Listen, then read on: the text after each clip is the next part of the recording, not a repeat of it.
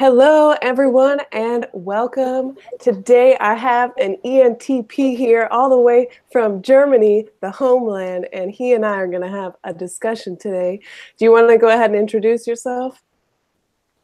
Yeah, I'm Dominic. I don't know. Yeah, I don't know how to introduce it. Like, I don't know. Yeah, I'm an ENTP. So there you have it. There's Dominic. He's an ENTP. And we're going to discuss something that he and I have brought up in conversation well over a month ago and have held off so that we could do it for all of you guys live and have this discussion because we both have opposing views. And I thought it would be really great to have a deep discussion, and maybe we'll change one of the other person's minds, or maybe it'll just be an agree to disagree kind of situation. But we're going to go ahead and discuss the topic of diagnoses and whether it's important to get one or whether you should, and that kind of stuff when it comes to diagnoses and their relevancy. So do you want to help me out and give us a little backstory as to why this conversation even came up? I think it was I don't know what we discussed, but you wanted, you said that you thought you had autism. Was it that? Mm-hmm. Yeah, and then I said, well, yeah. Why don't you try to get a diagnosis if you think so? And you said, well, no, and I didn't get why. Well, and oh, go ahead.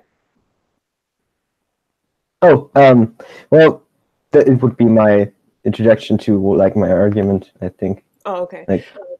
We were also talking a little bit about ADHD before that, and you talked about how you recently got a diagnosis. Not recently. Yeah, huh? Not recently, well, 10 years ago. I mean, is that recently? That's more than half of my lifetime. Oh, maybe I misinterpreted that. But anyway, so you have that ADHD diagnosis, and you feel like that's helped you to have that, right? Yeah, quite a lot. In Germany, we have a school system that's based on different, you could say, difficulties of secondary education. And well, while I was in elementary school, I got the diagnosis, and well, before I got it, we thought that I had to go to a it's a fourth kind of difficulty. It's for people that have problems like special problem. It's like a special school, something like that. So well, now I'm in the highest difficulty, you could say. And I don't know, it's back then people thought I couldn't even because I was just so inattentive, and it was imagine everything was of the same interest, and school had to compete with so many other things, like drawing on the wall and looking out of the window, stuff like that. So when I got the diagnosis, it helped me to well, be good in school, or pay attention to it. And well, now I'm in the highest form, you could say. Yeah. And I don't know, I think that's enough to show why I think it helped me. Yeah, so basically, you got before you had the diagnosis, you just had struggles with paying attention, and then once you realized what it was, it helped you try more to pay attention. Is that what you're saying, basically? It not just try. It helped me. I just paid attention. It didn't just help me try. It did help me. So are you saying that if you had not gotten this diagnosis, you probably would have never tried to pay attention, you would have never started paying attention, and you probably would have stayed in that same part of the same school rather than moving up, because you would have just accepted as you're not able to pay attention? You never would have even considered the possibility that it's just the attention that's causing it? I mean, I was probably 8 back then. I don't know. I don't think I've even thought about that, like in such a strategic way. I just didn't even. It's like I didn't realize that school was a thing in a way. It's hard to explain, but like it's like wait, what was your you said that without it I probably wouldn't even like started anything. So yeah, I wouldn't have even seen the incentive to paying attention in school. And I mean, as a little kid, it's more about whether or not it's fun and stuff like that. So it wasn't like I was, because I was so young, I had the capability to say I wanna try in school, but it just made it like helped me to pay attention, even though I didn't really. How do you say, like, I just paid attention because of stuff like therapy and like stuff like that, and even like medication, and like it just helped me. How do I say this? After elementary school, in like 4th class, they decide, or like they recommend the form of school you need to go to, right? So then they, well, in the second class, they said, well, no, you probably have to go to that special school. But in the 4th one, they said, no, you can actually go to the medium difficulty. So yeah, and now I'm on, like, now I am at the highest for, like, I don't know what to say. That's okay. Well, I mean, actually, like my older brother had like a very similar situation where it started when he was much younger, but when he was 6, he went into kindergarten, and my mom had homeschooled him a little bit, so like he had learned more than what they were teaching in elementary school and in kindergarten. He was like a couple grades ahead in terms of what he knew before going into school, and he had ADHD.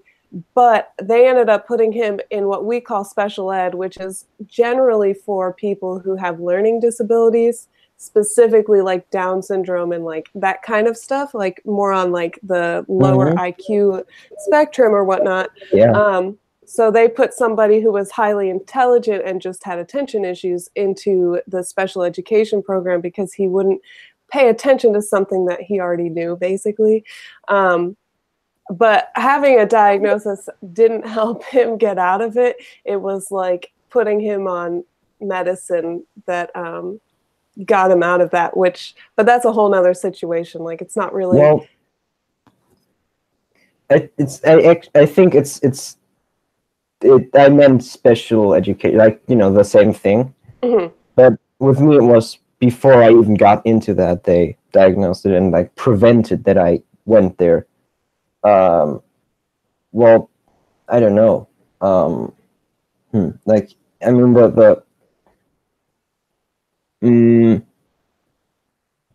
thing that helped me wasn't just education or just the diagnosis, but, well, now that we know, and like my parents knew, and like, well, doctors knew that I had ADHD, they were able to like give me the therapy that helped me firstly push my well, I was kind of self-conscious there back then, but they also helped me focus, like they helped me with motor ability, like with writing and stuff like that, and they helped me to just do things that trained my attention to one thing. And it was a fun therapy, but like I really know that it helped me because it gave me the ability to. It's like I never really knew how to pay attention before that, and it's not like I did that on purpose in school then, but it just well, I mean, what do you do with an 8-year-old? Like, just telling them to pay attention won't help you, but if you just covertly do stuff that helps them pay attention, what can they do? Prevent that? No, they don't even know that. So that definitely helped me with medication too. And I'm not gonna dispute the fact that they do have that they can have, or like they do have side effects, like, but with me, luckily, I think they weren't as severe. Like the severe ones, they are all gone. Like they like, with different amounts of medication, you say it like that, and doses, and stuff like that. It's all it helps, like it really. I don't think I would be here if I didn't have that. Like, I don't know. It's to me, it's just kind of. I don't know why people don't see that it's such a good thing to know that you have something, so that you can treat it and, well, get over the problems of having it.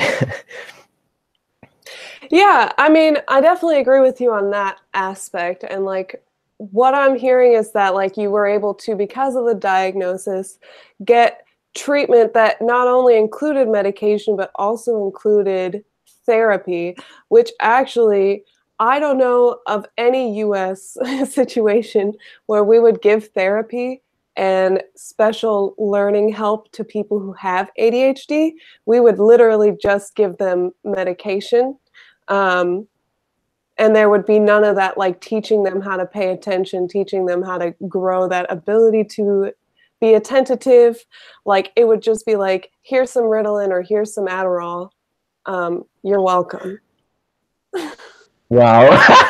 Yeah, I mean, if it's like that, then I can kind of see why it's such a bit, like, yeah, like just Adderall, that's like amphetamine, isn't it? Yeah, it's basically like meth, but it's like Yeah, I know. chemically created in a lab, so it's not Well, bad.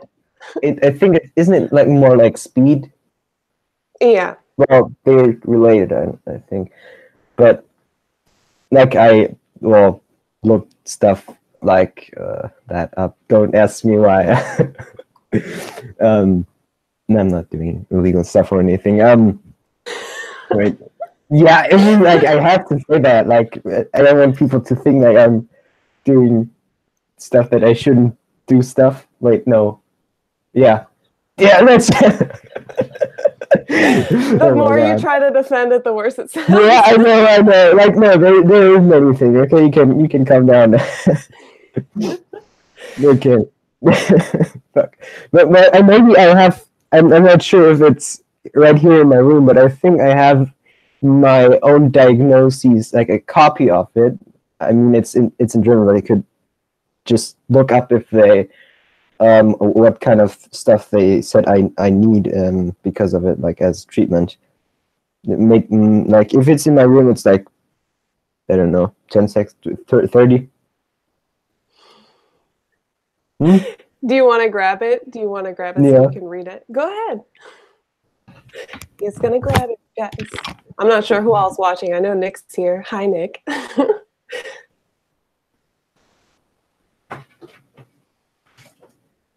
It's interesting too, because what we're kind of discussing is also revealing the difference between like German society and American society. It's pretty interesting. What happened? Right. Oh, I just said that it's interesting because what our discussion is also kind of revealing some differences between our two societies and how we look at these kind of diagnoses and situations and stuff. Yeah, I'm just. Oh my god, it's like not just one paper. So, okay, this is the first one. Do you know the ICD-10? It has like it's basically like the DSM-5 in a way. It's just from the World Health Organization. Okay. So they have this weird way of knowing this like stuff. And like the thing that I have is called F90.0G. Okay. And yeah, that's basically a hyperkinetic this disorder with not good regulated or too much activity and impulsivity. I had some trouble translating that. And what they said I should get is wait a sec.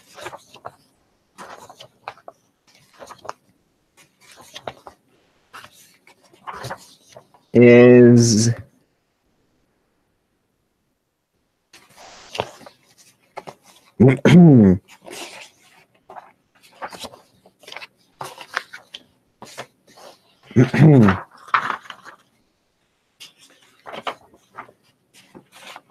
okay, wow, it's somewhere in the text. Oh my god, no. It's a long paper. Yeah, oh, maybe this one.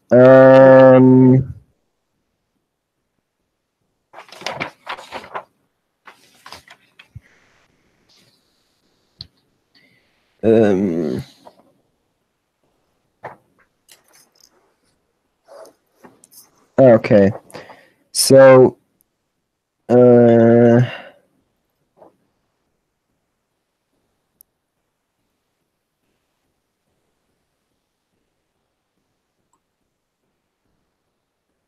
okay, so the first one is to improve my attention, then to improve my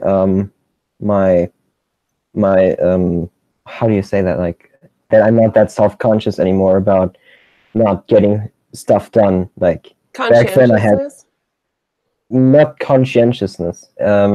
Is it like, I think it's a different term from psychology. No, I mean I was very I didn't think, well, whenever there was a sign of me not being able to get something done, I was immediately frustrated and like, oh my god, I'm so bad and stuff like that, right? So they also wanted to treat that. Then my competence in like social situations with like peers, and and my emotional stability too. And for that they well, basically, okay, I don't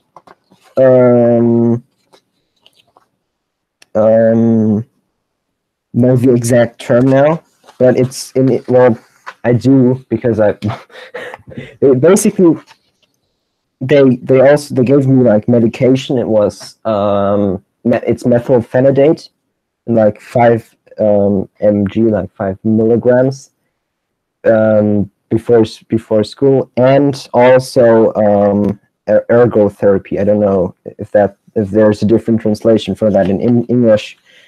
Well, in Germany it's called ergotherapy, which I would translate to ergotherapy. Right. So they didn't just give me just medication and that's it. They also always tried to, keep. They didn't just give me the medication and said, now go. They also stayed in contact and made sure that it worked and stuff like that. Because, well, that's they don't want to. Maybe they just don't want to make the same mistakes like you. It's true. America kind of fails in that department. Yeah. So basically, like, they gave you the diagnosis, but it sounds like your diagnosis is pretty in depth. Like, they not only told you about your like attention issues, but also like, I'm trying to think of the words for what you're talking about, but kind of just like low self-esteem essentially, and like easily exactly. Frustrated.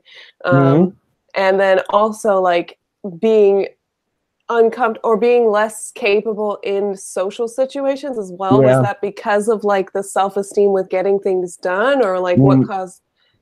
Does it? I I was not nice. I was very like ADHD also has impulse control problems. So when I don't learn that there are other people too that maybe want to do stuff on their own, or like, you know, I could be very intrusive in a way, and I just didn't get along. Like I wasn't really fun to play with. I think that's probably no, really.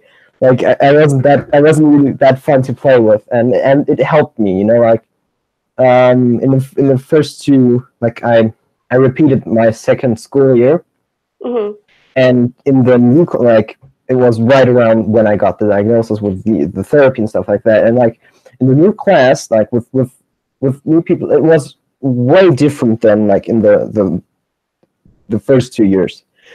Because I got along with people, like I got friends and stuff like that, which I didn't really have in the other 2 school years.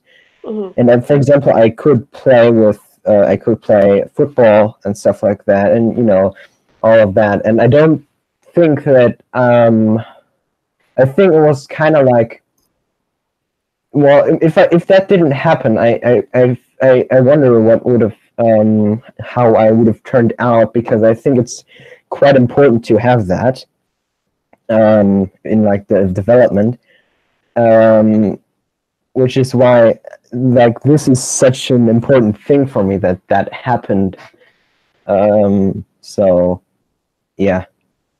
Yeah, I mean, that definitely makes sense. It sounds like the diagnosis that they gave you was like in depth, and it gave you a lot of information. Yes. And not only on top of that, they actually gave you therapy to help deal with it, and like constantly checked up on you, and like you could see immediate changes once you got the diagnosis and the treatment. It made an immediate change in your life. Yes. Oh, someone's asking, did you find that friendships were short? Like, they would develop quickly but not last very long?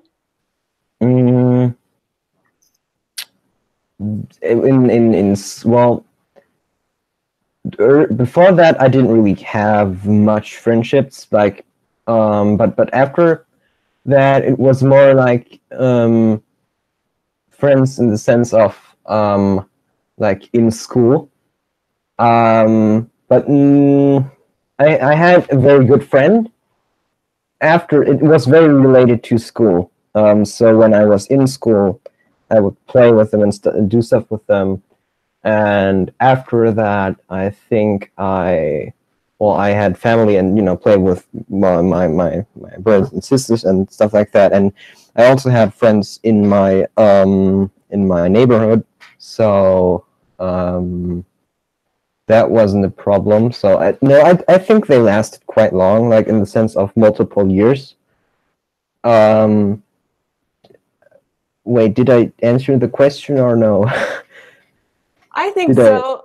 I mean, I think basically like what he was, maybe he was asking like beforehand, but when you said you didn't really have friends, that might answer it. He kind of said like acquaintances then, maybe, like did you have those when you were younger, or like what was it like being around people before you had the diagnosis? So you said you were like kind of like basically like pushy, and go more in depth about that. It's just I didn't get peers. Like I didn't like. I was always quite hostile because I think. Well, I think that I didn't. I mean, as a child, you don't have all these abilities that you have later in life, so I don't think I had the ability to discern between people before. Like from a week ago, how like yesterday, and new people on new days. So while I was a very enthusiastic child, if I didn't know the borders and I crossed like certain borders, and suddenly like there was something opposing, maybe I switched in this. Wow. Okay. Now. This person is doing stuff that all other people did earlier too, and now I treat it them the same. Like it's like a big mesh that carried over to other people. I think it was kind of like that. Yeah. So, I mean, you're basically saying, and correct me if I'm wrong, but basically, like, you would cross certain, like, social boundaries or, like, offend people with something that you Probably, yeah. did, but you didn't recognize that you offended them, and you would continue to do the same action, but they would be acting differently now, and you didn't register that their actions were changing, and it was because of the actions you did? It's more like different people. Like, yeah, I always acted the same way, so I don't even know if they acted differently. I just treated it like the same way because they were hostile to me, and that's how I treated hostility. And that, well, I don't think that was a good way. So, for example, in kindergarten or how do you, yeah, then like it's like there, it's like, well, it was quite weird because I was like in this position where I don't think I was liked too. I don't think I was liked that much. But like in kindergarten, it's not like you hold these massive grudges. So, and I didn't. What I want to get at is that I didn't think that I recognized when the grudges weren't there anymore. So I was in this situation where I was just basically the guy that you were hostile to if you were like in a group or anything like that. Maybe like that, but it wasn't this severe thing because I mean, like, for people who are like 5 years old, like they are not as problematic as maybe like 9-year-olds or whatever if they are hostile to someone. Okay, so you were like more on the offense a lot of times because you kind of assumed that people would be angry at you for something that you did, so you just kind of like, you know, had that kind of like barrier up and you were just kind of more hostile to kind of deal with it, basically? Yeah, I think so. Yeah, I mean, I can definitely... I didn't get it. You what? I didn't get it. Like, I didn't get other people. Like, I don't know. It's just... I didn't understand why certain people weren't and some were. I had like probably like 2 people that I really got along with. So yeah, it's not that bad. Actually, I can relate to that a lot. When I was that age, I had a similar problem. I can even recall like one specific instance.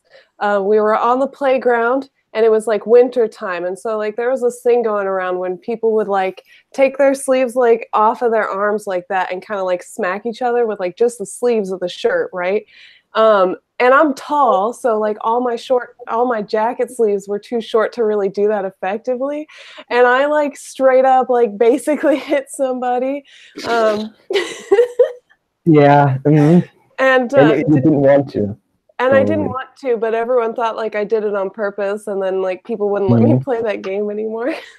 Yeah, I know. And like that's just one example, and I did like stuff like that all the time, and like a lot of people didn't like me around that time, and I didn't understand why. But I wasn't the type of person to get defensive. I was that type of person who didn't recognize it and would just continue to do the same things. I definitely realized that people didn't like me as much, and I would then only try to be around people that liked me. So that like limited how many people I was around. But I wasn't aggressive in like intentionally like attacking people or anything. I just didn't stop. Like I just didn't know when to stop. So when people didn't like what I did, I just continued because I didn't know I didn't know when to stop. So it's more like that. Okay. Okay. Yeah, that makes more sense too, because I'm like, I mean, maybe I don't know you that well, but I just can't imagine you being that aggressive, especially people as a child. People change. That's true. They do. I was in 5th till 7th school year. That's where I was. Yeah. But yes, that's a whole different story. Yeah. So we can wrap back around to that conversation because Yeah, I think right. that's really interesting. Um, so we were so I definitely see how like diagnosis helped you. And see, like part of my problem is okay, so like what I'm hearing is like you have a personal experience with diagnosis and it really helped you. And therefore you think that it's something that can help other people, right? And my situation is exactly the opposite, right? So like I never got diagnosed. I self-diagnosed, and that is what got me because I saw that my older two siblings were diagnosed and I saw that they had medication and stuff. So I chose to figure it out on my own so that I wouldn't be put in that same situation. So, like, I just went with the assumption that I had it and worked to purposely, like, make myself more attentive and, like, be really good at school to, like, prove that, you know, like, you don't need, basically, that you don't need the diagnosis. I mean, I wasn't thinking that exactly when I was a kid. But what I'm realizing is that like a lot of our viewpoints come from our personal experience with the diagnosis. And I wouldn't say that I'm against getting diagnoses. I'm just not so much, I don't find it as necessary for myself um, because of my personal experience with not with like self-diagnosing certain things and how I've used that to help. Like, I was never diagnosed with depression, but I still had severe depression, especially through like my late teens. I self-diagnosed myself with that. And instead of taking medicine like my other siblings did, I just figured out ways to deal with it. And then like with this autism thing, honestly, I don't think it's something that really gets in my way now because I've learned coping mechanisms with how to deal with people in life. But for me, it helps me explain why I was the way I was when I was younger and explain why certain things were difficult for me in the past. And I think that's the main reason that I don't personally feel the need to go to a doctor and get it diagnosed. Though, I mean, if I did, then I could, you know, claim it on work situation and things and then say like, oh, they discriminated against me because I'm autistic. That's like the only benefit I see. Yeah, that's actually, in my opinion, yes, that's true. But the problem with that is that, well, it's not like people. It's, for example, let's say like psychologists or like people that know like that kind of area and stuff like that. If they know stuff like that, they know, like they have an idea of what works and what doesn't and stuff. Like they were trained in helping people like that. If they just give people medicine, well, then I can understand it. But if it's not like that, then they have like a lot of experience and like helpful things that you could profit off. For example, if you had depression or autism, so they know what could help you. And if it's just you claiming it, then it's problematic because it's not really registered in like the system in a way where they could where like it's kind of like annoying maybe in a way, but like it's the only thing that like works really efficiently or like fast, or like I think you know what I mean, like practic, it's kind of practic in that sense. So practic, I don't know, practical. Like practical. So like it's official. Like it's not just something you just say about yourself. But no, you have that thing in your hand, and like like that's it. It's like official. Like I don't know how to. I think I can't explain it more because, yeah. So you know. my question is, what is the benefit? I mean, okay, so we had talked about like getting professional help. That's obviously one of the benefits, and I definitely see where you're coming from with that. But you're also saying that there's something about having the like official diagnosis. Like, what's the benefit of that beyond having like a professional, more effective treatment? Well, the thing with official is that, well, it's trustworthy. If you have someone in, like, I don't know, a debate or something like that, and you need to prove something like that. If you have something official, that's the way to go. Like, it's just the best way to do that. So that would be my argument there, I think. So basically, if you don't have the official documentation, someone could say, oh, then you don't have it. It's not real, basically. Yes, exactly. And I think it's important because people claim anything like all the time. So you need something to be able to discern that. And even if you might not, or if people might not really like it or like trust it, or like it's annoying to do, it's in my opinion it's worth doing it, because that way we can we have something, so we have a basis where it's not just anything, you know what I mean? Yeah, it's not just something that you came up with and was like, oh, like I'm this now, or like, oh, I'm this now, and then like it increases like the credibility in it.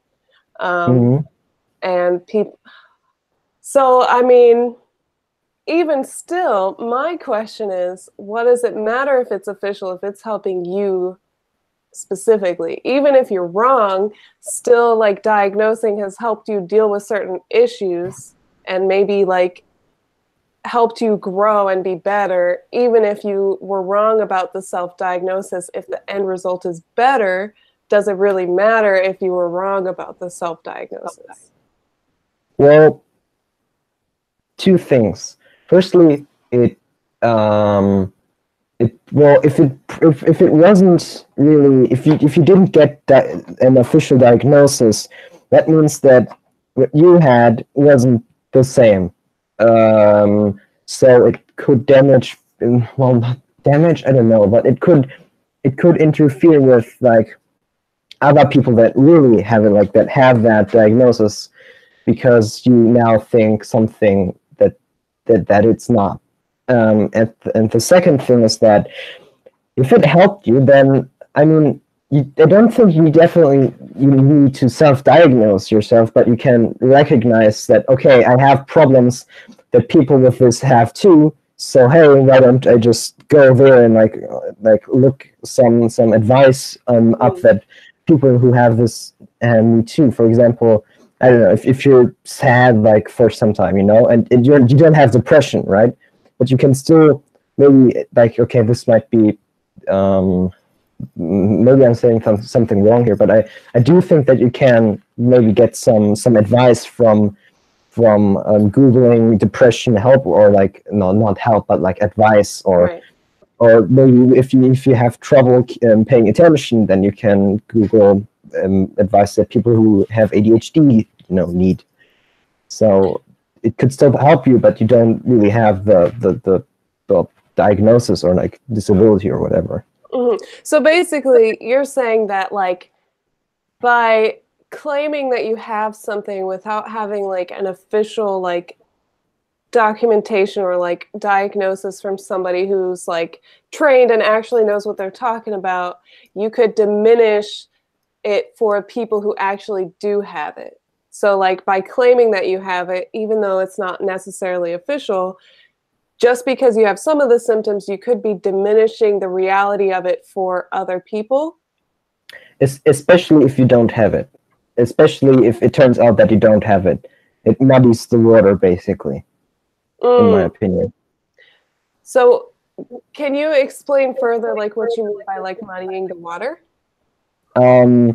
If you say you have something but you don't, and other people have it, then there's, well, you might produce misinformation in that sense. And it's not just when you tell other people specifically that you think you have it or no, but like you have misinformation in your brain basically, and that alone might spread in some way that one might not detect directly. And I think misinformation is really dangerous in that sense, because especially in psychology, it's not like if you have a broken arm or anything like that, everyone can see it, right? But with psychological stuff, that's not, no, you can't see it. You can't see it. And if you spread misinformation, it's like, I don't know, it can directly affect the thing, because it's directly like with the brain, right?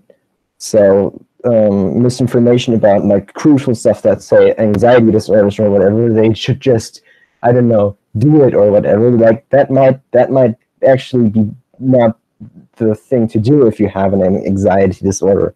So we should try to not spread that misinformation. Yeah.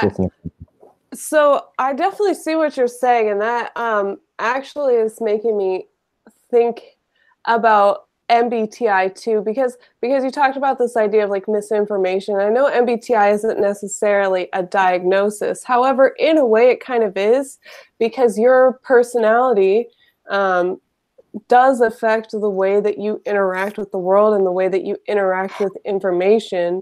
And so like it could almost be doing the same thing, maybe not to like the same degree, because they still don't have things like MBTI as like official psychological science. Like it's not quote unquote an official psychological science right now. But perhaps part of that reason that it's not an official documented science in psychology, it's more like a fun thing. Perhaps part of that is because people are misinterpreting it and misusing it, and it's so muddied, kind of like you were talking, like if you talk about saying that you have a diagnosis, or even like saying that you might, and because you're now making that association in your mind, you could be misinforming yourself and framing things and framing your mindset in a way. The same thing is happening with MBTI. Like a lot of people mistype themselves. Do you get what I'm saying? Yeah, like that definitely is annoying and like a problem, but it's not, I don't think it's not something that can damage people in the same sense as, well, with a really like a mental health problem. But yeah, I can see that. Like the problem is that it's like people, yeah, it's exactly the problem. It's exactly what could happen if we don't have something official, in my opinion. If we don't have like a basis, because people can say anything or whatever, but you need to be able to, sadly, you need to be able to discern that yourself, what someone's type might be or not. Like a lot of like all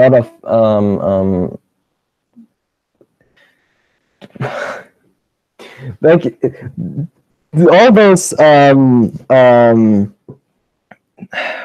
wait, what's the word? Wow. When you, the stereotypes, right? Like all those stereotypes, right? That's so much bullshit. Like that's the biggest problem I see there. That could be the most damaging thing. But on the other side, yeah, it's definitely sad that people don't get it, because I think it's a really, really useful system. I feel like I didn't say anything. Well, maybe part of it is like I took us a little off topic by even saying that. It's no problem.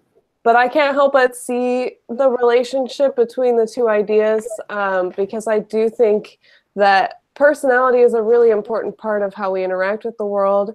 And in a way, I wish that it were more official, and I wish that it was something that people cared a lot more about, because I think it could I think that communication suffers a lot because we don't understand appeal to certain like global things, you know, but that global stuff isn't actually like globally appealing. It's appealing to people with a certain personality type more so than other people. Like if you even look at like advertising, some advertisements really appeal to people with like high emotional values, and some appeal to people with like high logic values, and like, you know, everywhere in between. And it's like it causes a lot of disconnect and disharmony in the workplace too, or even in school, in interpersonal relationships in general. When you don't understand why you guys aren't communicating properly, and you don't understand why the points that you're trying to say aren't getting across, or like why you're offending somebody, because like a lot of times just purely a difference in personality. Yeah, exactly. That's like, but it's not, in my opinion, it's not really just because of people not understanding this like system, but it definitely, like, it helped me. For example, it helped me a lot with understand. For example, if a teacher isn't really liked by the students, I'm able to be like, okay, wait a minute. It's probably not like just because they're like. I don't have to say, well, that's bad personal or something like that anymore. I can be like, okay, wait a minute. It's just that they don't get each other. Because, for example, I have an ENTJ teacher that it assumes us to be able to use the words that she wants us to use, but we don't even know. Like you can't really do that. I don't know. Like it's just a very high expectation. So I'm able to see that with MBTI, or like Jungian typology, and another important distinction, by the way, I think. Oh, yeah. And like in that case, it's really useful, I think. But it's not necessarily something that because they don't get this thing, because a lot of people, like in Germany at least, they didn't even hear about this. They have no idea that this exists. So I would say that it's just about a kind of psychological literacy, I would say. Yeah, and that kind of brings us back to this whole conversation about diagnoses. Like, we have a significant age gap. It doesn't feel like that when we're talking to each other, but until we start talking about like when we actually went to school. But when I was in high school, like we had one person in the school who had Asperger's, which is a term that people don't really use anymore for whatever reason. Though there are some people who still use it, which is also confusing. Like, is it officially Asperger's or is it ASD? Anyway, we had one person who was on that spectrum in the entire school. However, like now that I understand it more and now that it's been researched more, it's probably a much higher percentage than like what we knew. But certain things weren't talked about, like anything with psychology, like we didn't have psychology classes in high school. These were just like, they were kind of like taboo to talk about. Like you didn't talk about things like depression. You didn't talk about things like autism, ADHD, kind of. You had a few people who were like on Ritalin or whatever, because this was before even Adderall was a thing. I mean, pretty much people only had Ritalin for ADHD, and that was like the only thing. And even that like wasn't really like socially acceptable to talk about, and it kind of sounds like hold on, sorry, I got distracted by a comment. Someone said it's supposed to be said with a soft G, but then spelled it Asperger's. I don't know what that means. I'm losing my place. But in America now, it's much more common for people to talk about these also. Like, for example, with things like autism, when I was in school, females were almost never diagnosed with autism spectrum disorder, like almost never, because it's like very hard to catch for females. But now, 10 years later, the ratio is a lot more even, of like closer to 50-50. But like back when I was in school, it was like way off. So even if I had gone to a doctor at that point, I never would have been probably diagnosed with it, because I would have, well, I mean, I don't even know if I have it. Like I said, it's just a possibility in my mind. But do you see what I'm getting at with all that?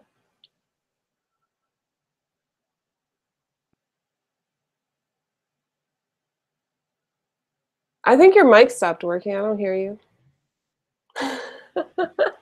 Okay.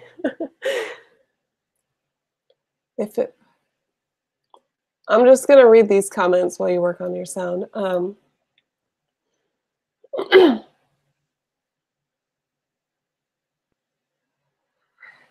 Yeah, but there are people, Nick, who are trying to make personality not as much of a malleable concept and trying to break it down.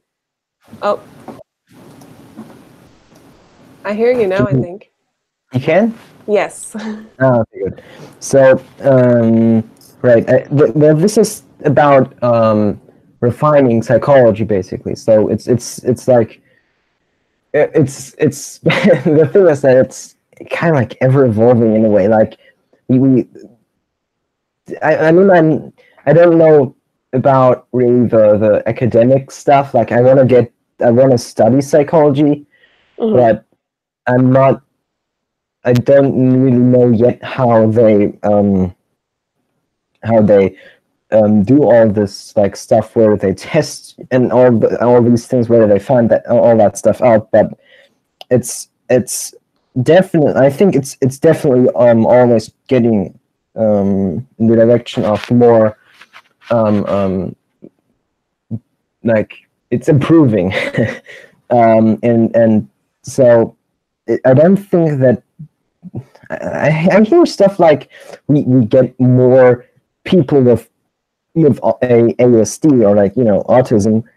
It's just that the diagnosis gets better in a way, like more refined, I would say. So and I think it's definitely a good sign that it's something that's more talked about. Like in my school, one teacher, for example, like kind of like it's like on a tangent, like he went to psychology and a psychological topic, but it's kind of like this whole movement of like I would say, isn't it like gender equality and like stuff like that, right? Like I think it's definitely something that I actually already thought about maybe trying to later talk about or like bring that topic up, because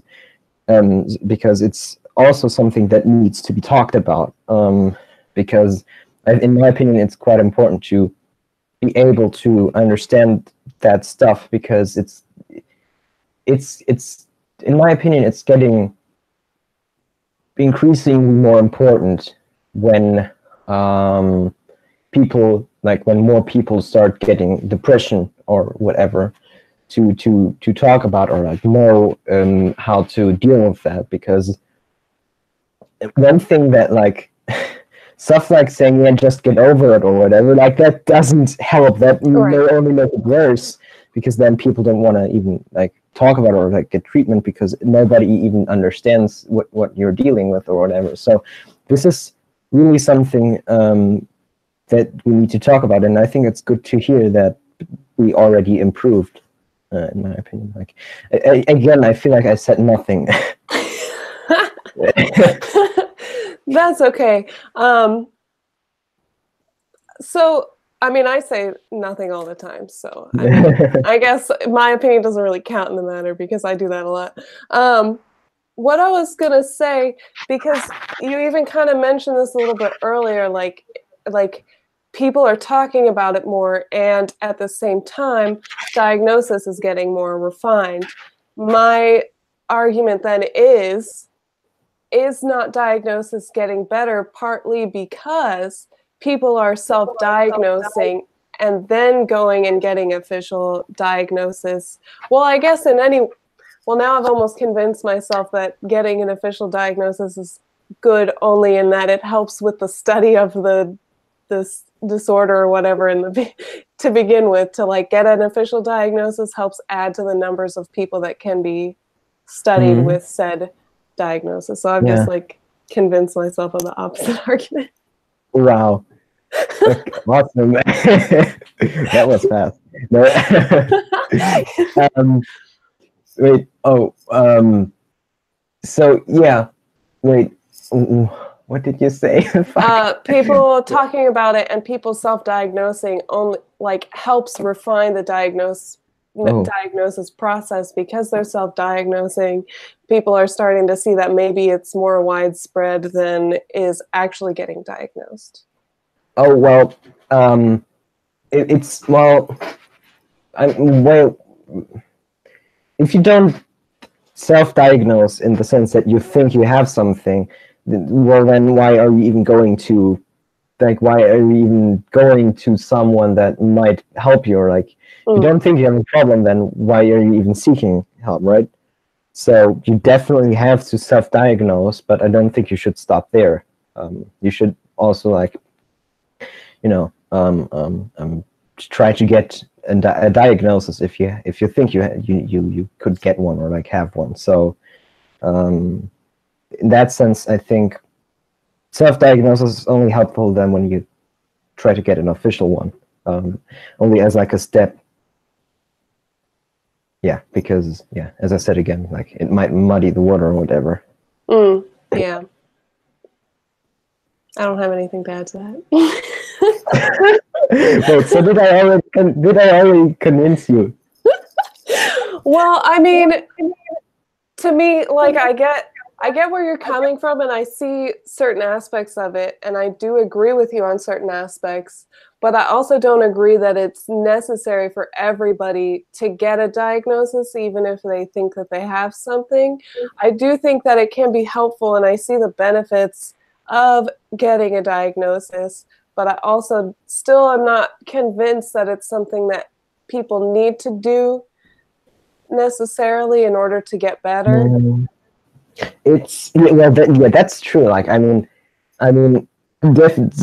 stuff. Yeah, definitely. Like, I mean, you don't have to get a diagnosis and treatment to get better. Like, but it's definitely like a very helpful thing, and I just want that. It's like, imagine it as like an assumption where it's helpful to assume that you should do that, because then it increases the chances of like getting better. Like, it's not like I'm like full hard that everyone needs to go to a doctor or whatever, but it's more like if you advocate for it, or like if you say everyone should, that means that, well, then more people are gonna get help. You know what I mean? So it's more like a mindset that's you have just because it's helpful than an actual like fact or whatever. Well, I mean, yeah, I see what you're saying. And so now I have a question, which is more on the broad scale of diagnoses. Like at this point in time, like the book of mental I forgot what it's called, but there's like a book.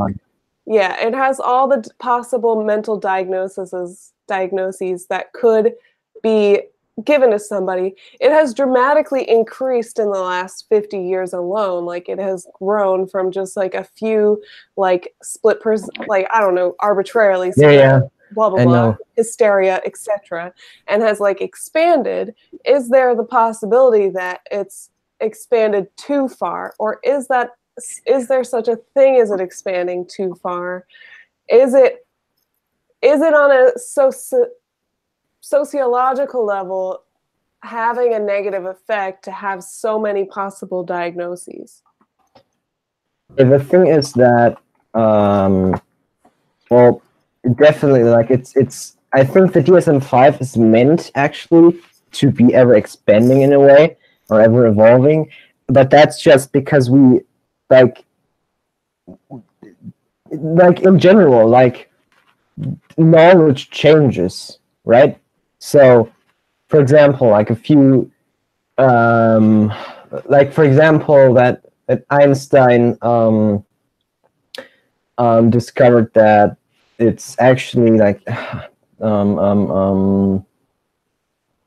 I don't know exactly what it was. I think it was about light, the way that travels, and that it actually has matter.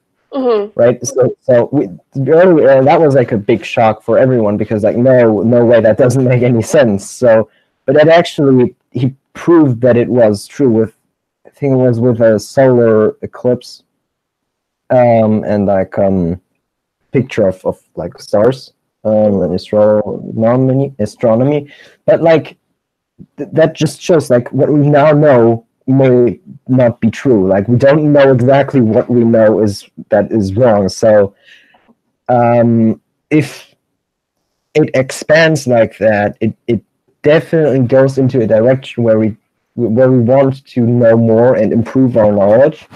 So so when it expands, it includes stuff that psychologists realized could be useful to treat. So one example for that might be the video game addiction thing, where obviously it's not a nice thought to think that a pastime like that could be that you might be diagnosed one time just for playing video games. But I don't think that they're that careless and just do it like that. But they want to improve the well. If you have a diagnosis like that, you can get information about it to maybe treat problems that it has. Like they, I feel like I'm not really saying much. You asked that it might expand too much. Well, back then, like I think it's actually something like 19, I don't know, like 30 or whatever. Like like Sigmund Freud, who started this whole thing that, well, maybe it's a good idea to listen to people instead of just throwing them in some kind of prison or whatever, Right. for crazy people. And I mean, it got us to a point where, well, actually we can like help those people and they can improve, and then actually not be a detriment to society, but actually help on evolving and like making it better. So when they make diagnoses, then it's God. Wait a minute. Yeah, it might expand too much, but I don't think that it's likely. And also, what I'm hearing in a way is that like that possibility exists, that it could expand too far, but the risk or the reward outweighs the risk. Definitely, like that's the risk is like, I think it's even worth really talking about, because that would mean like I think it would only happen if like something I don't know, like akin to a crisis, like maybe like communism, fascism, or like slavery, like those things that we those big like were definitely like things where stuff is like overthrown in a way. I only think that something really dangerous would happen in relation to something like that. Well, because we talk about it a lot, and the people that make this stuff. They definitely don't want to. They definitely have a lot of instances where they try to diminish the risk of something bad happening. Like they're thinking, they're not dumb. Well, that's a dumb argument, but they try to. Well, they know that there's a risk that something might be not good in their book, so they definitely think a lot and discuss a lot about that. So, I mean, if we can't trust science, like, what else can we trust? Like, in that sense, like, yeah. So that it kind definitely outweighs the risk. Mm-hmm. So that brings another question to mind: is like, what about all the misdiagnosis or people whose diagnosis changed throughout time? Like, I even know someone specifically who got a diagnosis for Asperger's, and then, I don't know, some period of time later, I can't remember the exact number, but some period of time later, they reevaluated him and dropped the diagnosis. And that can't be the only person who that's happened to, where they were previously diagnosed and it changed, or they're misdiagnosed by somebody and they had to get a new diagnosis, or that kind of stuff. And that's on the clinician. That's another thing. Like the clinician. Well, I think like the clinician definitely, like, they do have. That's why important. It's so important that they, or like difficult, that they actually kind of like abide by that, because then it's not really the official thing anymore. What else is problematic is that, like, it definitely can exclude old diagnoses. The most important thing to note there is, I think, that those diagnoses, they are there to help. Like, they are not. If you don't have a problem, they probably won't diagnose. Well, then it's not as important. Meaning that, for example, for an ADHD diagnosis to be accepted, you have to have recurring problems for a certain amount of time in at least two areas of life, for example, school and family. Otherwise, the diagnosis there's no diagnosis, because it's a criteria. So that means that in the DSM-5, you don't get a diagnosis if you don't have a problem. Okay. And so the DSM-5 is there for actual problems. So it's like, I mean, it's the sort of thing that prevents everyone from getting a the internet or like video game addiction thing, right? Because if there is no problem with you playing video games, well, then you shouldn't get a diagnosis, right? You shouldn't get any treatment.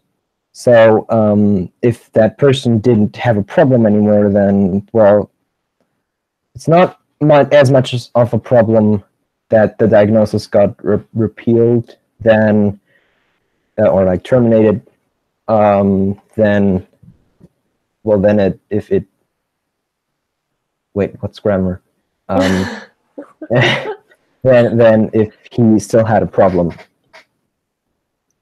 Okay, so you kind of mentioned about, like, that's on the clinician, and that's like the clinician is the one responsible for the diagnosis. So then the question becomes, what if, like, several questions. What if it's a corrupt clinician? What if the clinician is giving a bunch of wrong diagnoses or doesn't know? How do you find an appropriate clinician? Another issue that comes up, sorry, I'm throwing a lot of questions at you, but another issue that comes up is, like, cost. Because, I mean, I know you guys have free healthcare, But out here, even to like go somewhere to get a diagnosis, you either have to have some kind of health insurance or you have to pay to see the psychiatrist in full, which an average psychiatrist is $100 per hour, which means even to get a diagnosis, you'd probably have to pay $100 up front unless you could get state insurance. But the like requirements to get state insurance is basically you have to have no job, otherwise you like can't get state insurance. So you have to spend a lot of money, and then that possibility exists that you might not be diagnosed, or that you could be misdiagnosed, or because you went to someone you could afford, you got a bad clinician who doesn't know what they're talking about. So like, you see where I'm going with all these questions? Yeah, it's like that's why it's why that's like, I mean, I don't have those problems, so I don't have to think about this, so I don't have that many answers, I think. But it's a thing where, well, it's a political thing in that sense, because yeah, like it's well, what can you do? You know, like you could, for example, firstly, that you don't get a bad clinician. You could, for example, look up a lot of people and try to evaluate maybe on the internet already or like wherever, to which one you could like go, because that's quite important then. But let me just, when it comes to research, I'm just going to throw this out, because with certain insurances, you can't go to everyone. So like if you have state insurance, you're limited to people who accept state insurance, or you have to pay the full price, and or like whatever insurance you have, there's a limited scope of doctors or clinicians who will even accept your insurance. So like you're already limited, and like that possibility exists that none of the clinicians that you're covered under are even going to be able to. Yeah, I mean, I don't think that the number of bad clinicians. No. What happened? Shit, the charge of my laptop is quite low. But yeah, I'll say this, then maybe I'll find the other cable's long enough. Like after that, like maybe like 2-minute break or something like that. Okay. Well, I already know it'll probably be like 5. Okay. But I'll say this. I don't think that the number of bad clinicians is that high that you won't find a good one. If your insurance doesn't cover like clinicians that are not bad, then that's quite sad. that's a really bad sign. On the other side, well, yeah, that like, I mean, that's politics thing. Like, then America sucks. Like, what can I say? That's really not. Well, that's where you could, like, you need to raise your voice and stuff like that. Like, which, well, yeah, that's probably where you need to talk about it, and like talk with, like actually like work on, like, that's something you need to fight for in this sense then. And you need to go to people and talk about stuff like that, so that you could change that. What else did you ask? Oh man, a bunch of things. Yeah. That was basically like the main thing.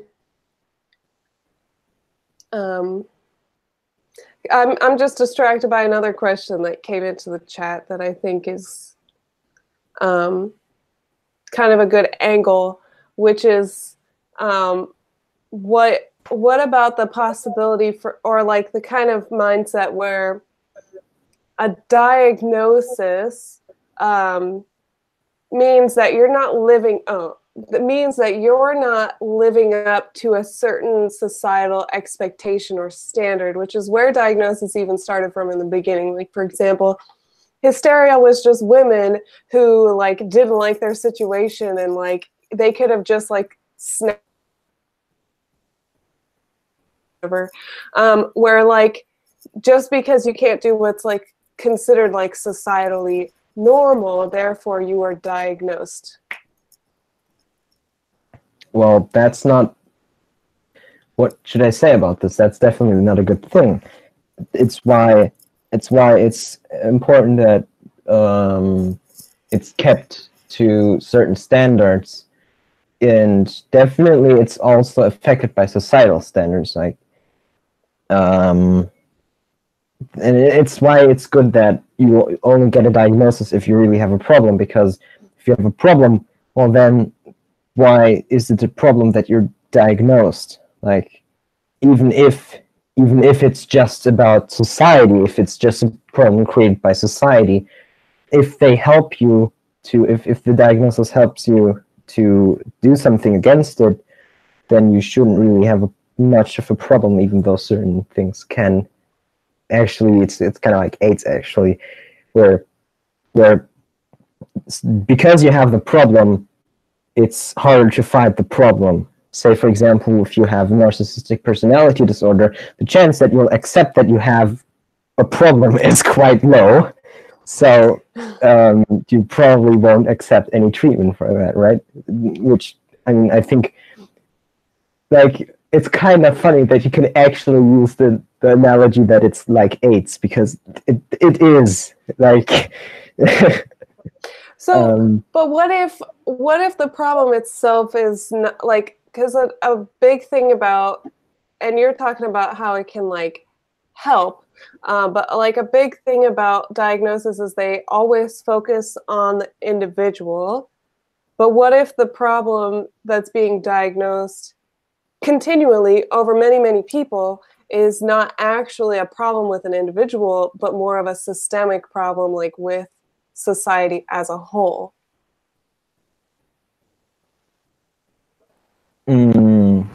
So, well, can you give me an example?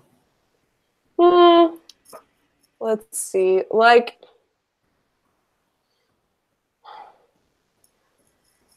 I'm even like even ADHD to some degree, like a lot of it is because like a lot of ADHD problems stem from like telling somebody who has a lot of energy and a lot of interest in a lot of different things, like, you need to sit still and listen to this class and listen to the information and like etc. Do you see where I'm going with that? Uh-oh, your sound again. Okay.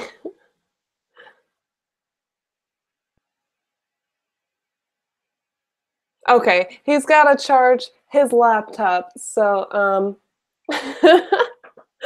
I'm just gonna sit here and talk to myself. No, I'll talk to you guys in the chat. I know there's a few people in the chat. Um, I know it's delayed, but go ahead and speak your mind in the chat while we await his return. You guys have actually been pretty quiet, actually, except for Nick. Nick has kept the conversation going. Thank you, my man.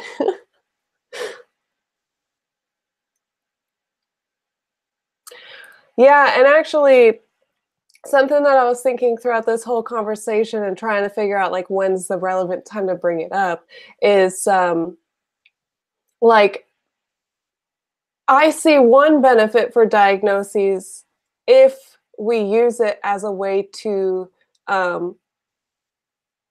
diagnose a problem on a larger scale. For example, during times of like plagues and like when there are major outbreaks of things, like for example, H1N1, one of the reasons that they found out that there was this spread, that there was like a plague-like situation happening, is because there was an increase in sales of cold medicine. There was a lot more people getting cold medicine in a specific area, and because of that, they were able to recognize that there was an outbreak, right? So what one benefit of diagnosis does, if we use it this way, is to help us understand a more large scale issue. For example, if you have high numbers of depression, for example, in a certain field, like a certain industry, for example, let's just arbitrarily say like there's a higher number of depression with people who work in accounting or whatever. I'm not saying that there is, I'm just giving an arbitrary example. So say that you have more people with depression in accounting. Now we can say that accounting is more likely to cause depression, and then we can start to break it down. But then the question is accounting more likely to cause people depression, or is it that the people who choose to go into accounting are more susceptible already to depression? And so like that becomes a very complicated question, and now I'm talking myself into a corner.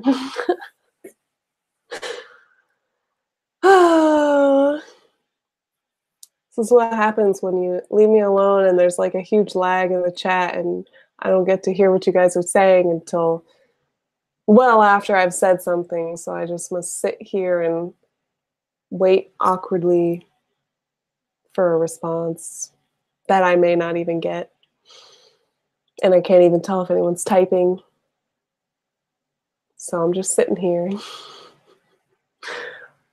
waiting for Dominic to charge his laptop and for someone to comment in chat and make me feel like I'm not just talking alone and to myself.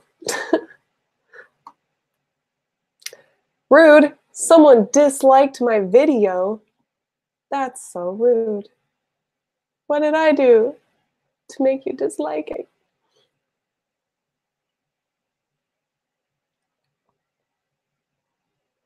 All alone again.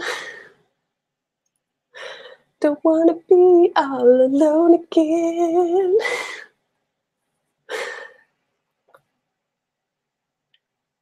If you guys are watching right now, you could probably just skip forward until you see Dominic talking again. If you're watching this post the recording, just skip on past. Yeah, that's a mistake that happens a lot, is correlation equals causation, and vice versa. But, well, I guess vice versa isn't, never mind. But yeah, it is something that happens a lot, actually. And now I have another question, which is about corruption, and where like they're using diagnoses for political gain. And I'm a little jaded right now because I watched this video yesterday, and it just like made me think a lot about problems that are happening. So basically, in this video, you guys may have seen it, but I'm not going to name the exact video, but it's a conspiracy video. But anyway, they talked a lot about how young children's cartoons are full of suicide references, and they often glorify suicide, and that this is something that's been happening since as early as the 1930s. In the 1930s, there was a Mickey Mouse cartoon where Minnie Mouse leaves Mickey for some like suave guy, right? She leaves him, and then Mickey gets depressed that Minnie has left him, and in this comic, it's a comic strip. In this comic, he attempts suicide 4 times, 4 different ways. And like there's suicide references in the Looney Tunes a lot. There's suicide references in SpongeBob. There's suicide references all the time on YouTube Kids videos. And then on top of that, we have like candy, always at kids level. I mean, there's a reason why I'm addicted to candy. I'm not saying it's 100% because of when I was a kid, it was all at eye level, but that definitely has something. See, you're saying that we need more. However, I think that we need better, not more, because I think there is a lot of suicide in children's literature or children's TV shows. However, it's glorified, whereas it should be seen, like in a lot of these cartoons, it's shown as like getting free or like becoming free rather than what it is, which is actually like a really sad situation. The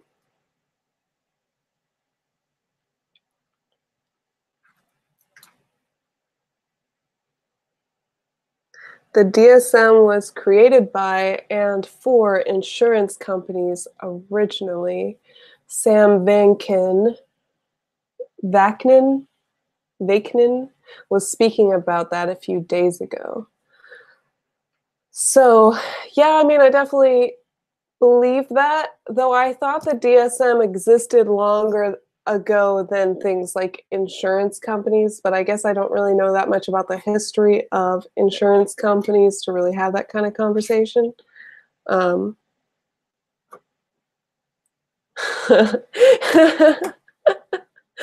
So you watch Star Channel as well. Oh, yes, indeed. Actually, one of my favorite channels.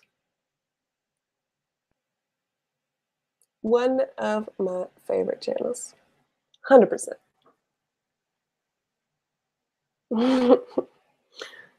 What is this channel? Fine, I'll just plug him, even though it makes me like super basic to say this. Shane Dawson. Shane is my man. I love his channel, especially where it is now. Like in the last year, especially, I really love Shane Dawson. I feel like before his stuff was really fluffy. It was really like jokey all the time. But now I feel like his stuff is very like honest and good. I don't know. We got off topic. I got off topic, Dominic, waiting for you.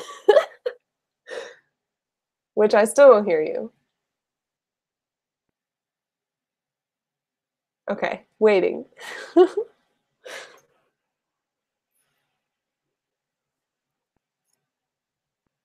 Do do do do do do do do. Do do do do do do do. Do do do do do do do. Hello? Oh, there you are. Okay. Insurance companies, they were introduced by, I think, Bismarck in Germany in 1870. No, wait, 1871. Or like later. No, wait. But like in 800. No, what? The 1800s. Yes, the 1800s. I can't. Oh my god. Yeah, because the people got annoyed. So to stop them from being annoyed, he said, "Well, yeah, here you need to. You don't want to work, but well, because it's dangerous. Well, now take this, and it's not that dangerous anymore because now, you know, like." You're not. It's one worry less, so you can work more and stuff like that. So I think he introduced that. Yeah. So that's where they come from, and that's before the DSM. So, I'm hearing myself burp a little bit. How much? A lot. Oh. Like I can hear my whole voice like repeating back to myself. That's better. Whatever you just did. I didn't do any. Okay, good. Oh. I don't know. So Bismarck, what country is Bismarck in? I'm sorry, I'm like really. He was in wait, let me go. He was where Germany is now. It was, God, history. I hate that. He was in wait, what country was it called earlier? Was Prussia? Like, Prussia. Okay. yeah, exactly. So he was the guy that was the chancellor of what Germany is now. He basically is the guy that how do you say, like oh my god, wait, I need to that word, holy shit. Did I just say God, I'm turning Canadian. I mean, I'm just continually like amazed how well you speak English. Like, just the fact that you're like 17 and speak English better than most Americans. So, when you struggle with these like single words I think it's funny, like the words that you struggle with, like 1800s, like how do you say it in German? Like, if you were gonna say the 1800s, like what's the German equivalent? 1800. So it's the same. Yeah, I have problems with this in German too. It's he founded Germany basically, or like he founded Germany. Okay. Like, so he's basically the guy that it was in 1871. Did I say it correct? Mm-hmm. That's what you said before. Mm-hmm. Okay. Yeah. That's where he founded Germany. Like, that's why I know this. It's basically the only, not the only, but it's one of the big things I know still from history classes. I don't like history.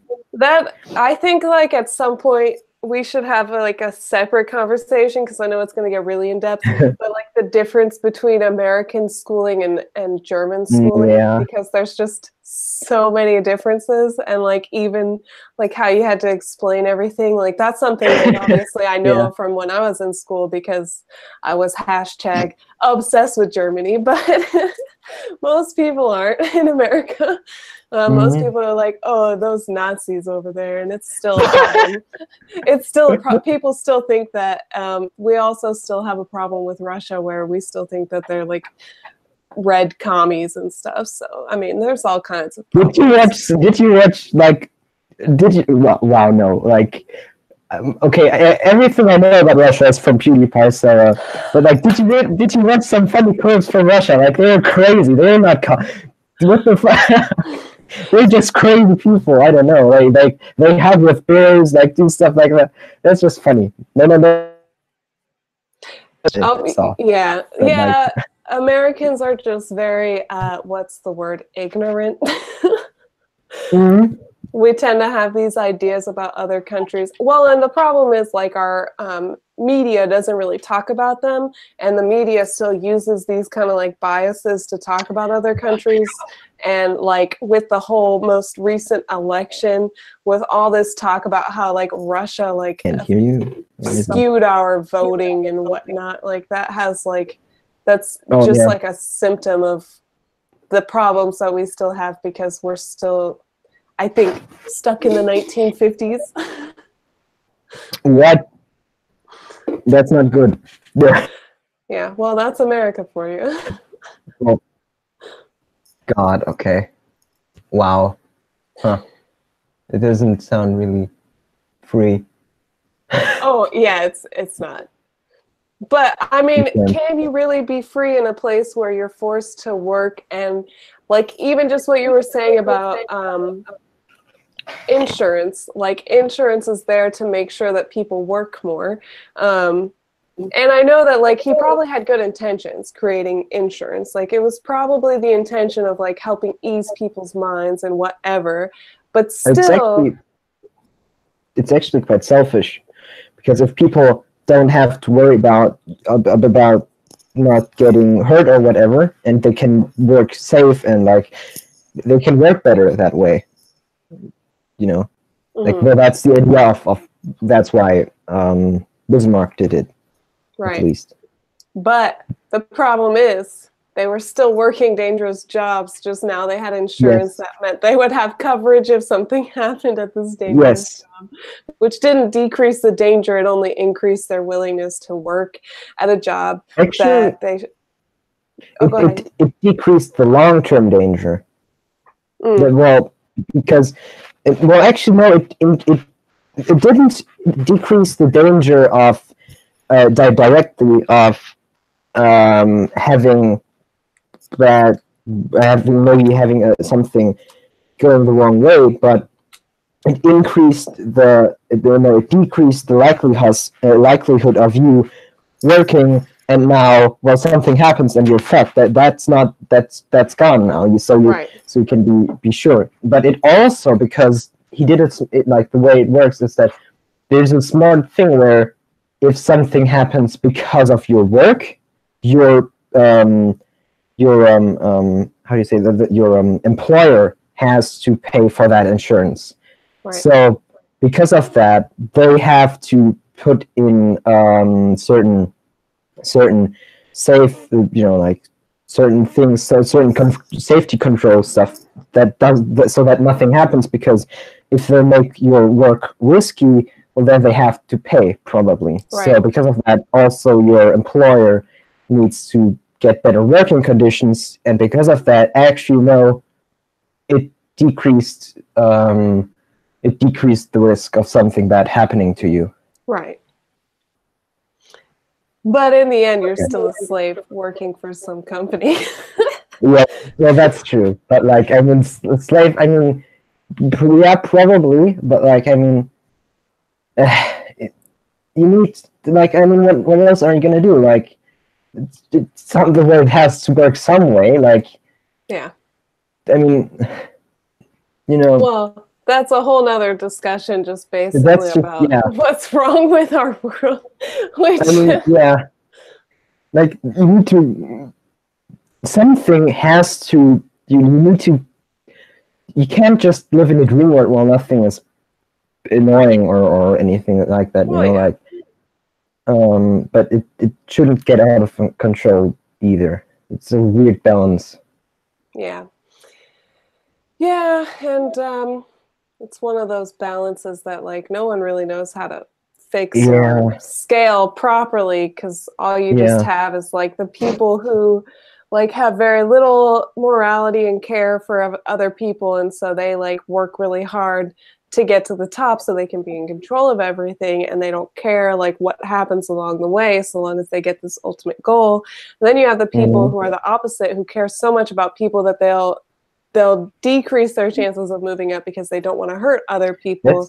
And so the people that rise to power are the ones who care less about other people generally, just because to get up to that point, you have to do so many negative things that it's just more likely that someone who's a quote unquote bad, I mean, it depends how you define bad, but a bad person would get up to a position of power rather than a quote unquote nice person.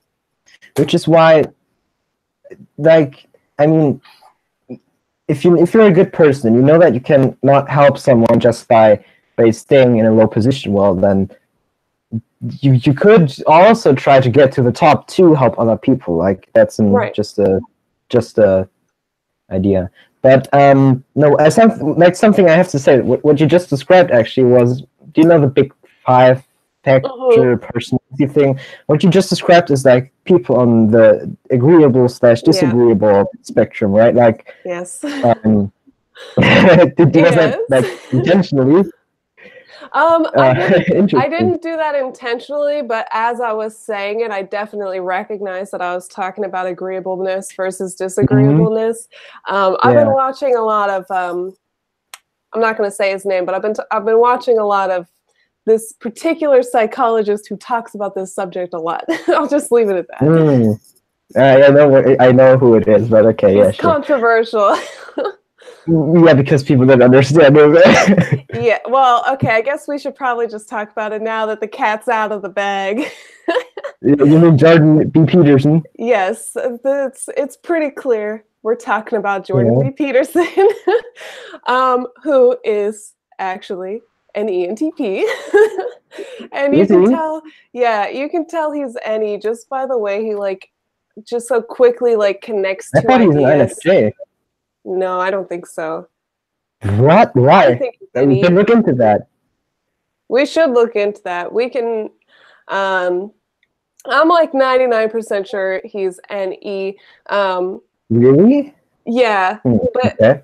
it's the way that he connects ideas and the way that he is so like like he's very careful about his word choice, yes, but that's something that comes with age. You also have to look at like how he connects the ideas while he's talking with people in real time, and how he's like looking at things at such like a broad spectrum. He's very unwilling to like narrow things down or like say like singular causations of things, and I don't know. Well, I'm I having a think hard it's time just describing. you shouldn't forget that he also has introverted thinking, right? And he's someone that's quite a developed person. So when he says that he thinks so much about something, right? Then that well, the problem with people that have introverted, like the introverted perception, Mm-hmm. is that they usually they have problems with the scope in a way, the scope of the problem. But if he really thinks a lot about these things, which he says, then he knows all the intricacies of what's happening and stuff like that. So I think he could very well be an INFJ. I mean, like the way but he's just trying to. That's a problem with him, that he's just trying to control himself that much. But I don't think he's an ENTP. I really don't. Like no, I think I say he's an INFJ. Okay, we'll have to talk more about this sometime. Yeah, okay. um, Yeah. when I have like actual time to delve in deeper to his stuff. I was thinking actually of doing like a live stream somewhat soon where I put like Jordan Peterson is a good person doing good things, convince me otherwise. But I also know that that could bring a lot of unnecessary hate to my channel, because I know how people feel about him, and I know that there are people who watch me who do not agree with me that Jordan Peterson is a good person and that he's trying to do good things. Well, what would he say should you do? Huh? What would his argument be for you saying that you should actually do it? He would say, you know, I speak the truth and I don't give a shit what anyone else thinks. Yeah. In a way, yeah. I mean, that's almost, I feel like that's almost an exact quote from what he said at least once. But basically, like, Okay. say what you think, and if you're speaking the truth, don't care what anybody else thinks. In a Maybe, way, yeah. Yeah. I think it's more of a you should say what you think, and it will turn out well, and expect good from that. Like, yeah, basically. yeah. So I mean, if you really think that, then if you talk a lot, if other people are able to, if you really talk so much that you both get everything you think about it out there, every reason, every whatever. I actually think that and that's why I think it's so bad that people don't want to talk at certain points, like they just stop at some points. That's actually why I think it would.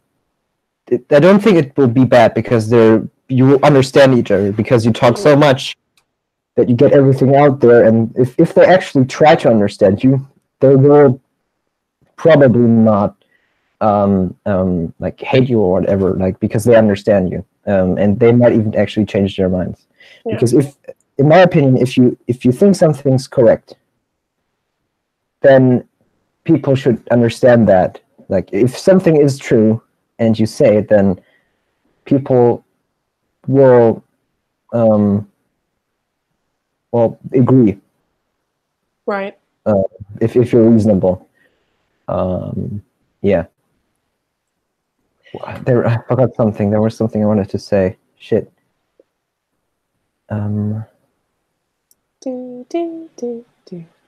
It's not helping. Okay, what did I say? What did I say? No, wait, what did you say? Oh, right. Oh, okay. So, I don't think the problem with the internet is that, well, definitely it's difficult because it's not this thing where you're like the thing what we're doing at the moment, right, or even better in real life, where you're facing each other and like definitely talking to each other. But through the internet, one could just leave or whatever if they don't want to. So it could definitely damage the reputation or whatever. So I don't know. It's just my thought on your problem.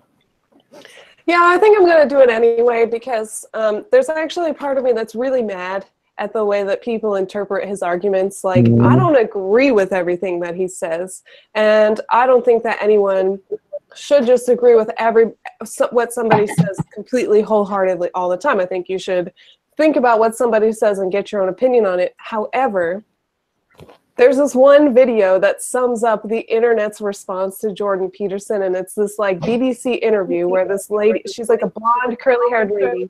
You mean Casey Newman? I think so. And she, the entire time, is like, so you're saying that there's no difference between men and women in their pay in the workplace. Oh, so you're saying that men are better than women. Oh, so you're saying that women shouldn't be in higher positions. Oh, you're saying that only women who are mean can be in these kind of positions. And just like completely twisting his words. Like, and there was this one comment that I thought was so perfect. It was like Jordan Peterson says, I like green apples. And she says, so you hate all red apples and think they should be wiped from the earth? yeah, it's ridiculous. Those people probably are the ones that that don't really want to listen anyways. So yeah. Which is seems like most people, at least besides his followers, because I feel like actually his followers are pretty quiet about it. Well, for the most part, there are those followers who are like extreme, but that's with anybody. You can look at extreme followers of even like small YouTubers, and you see there are those people that will like viciously attack people who disagree, and that's just a personal problem with that particular person who's like on the offense for this person that they're obsessed with. But it's really like, and it's actually funny because there are people in the left who say that he's saying certain things and disagree with him, and then there are people from the right who are hating him for almost the exact same reason, but the opposite side of the argument. And what's funny is he's saying neither thing. He's taking like a middle stance and saying, let's see through all this BS. And like neither side likes him because they think that he's saying something that he's completely not. Oh, your sound.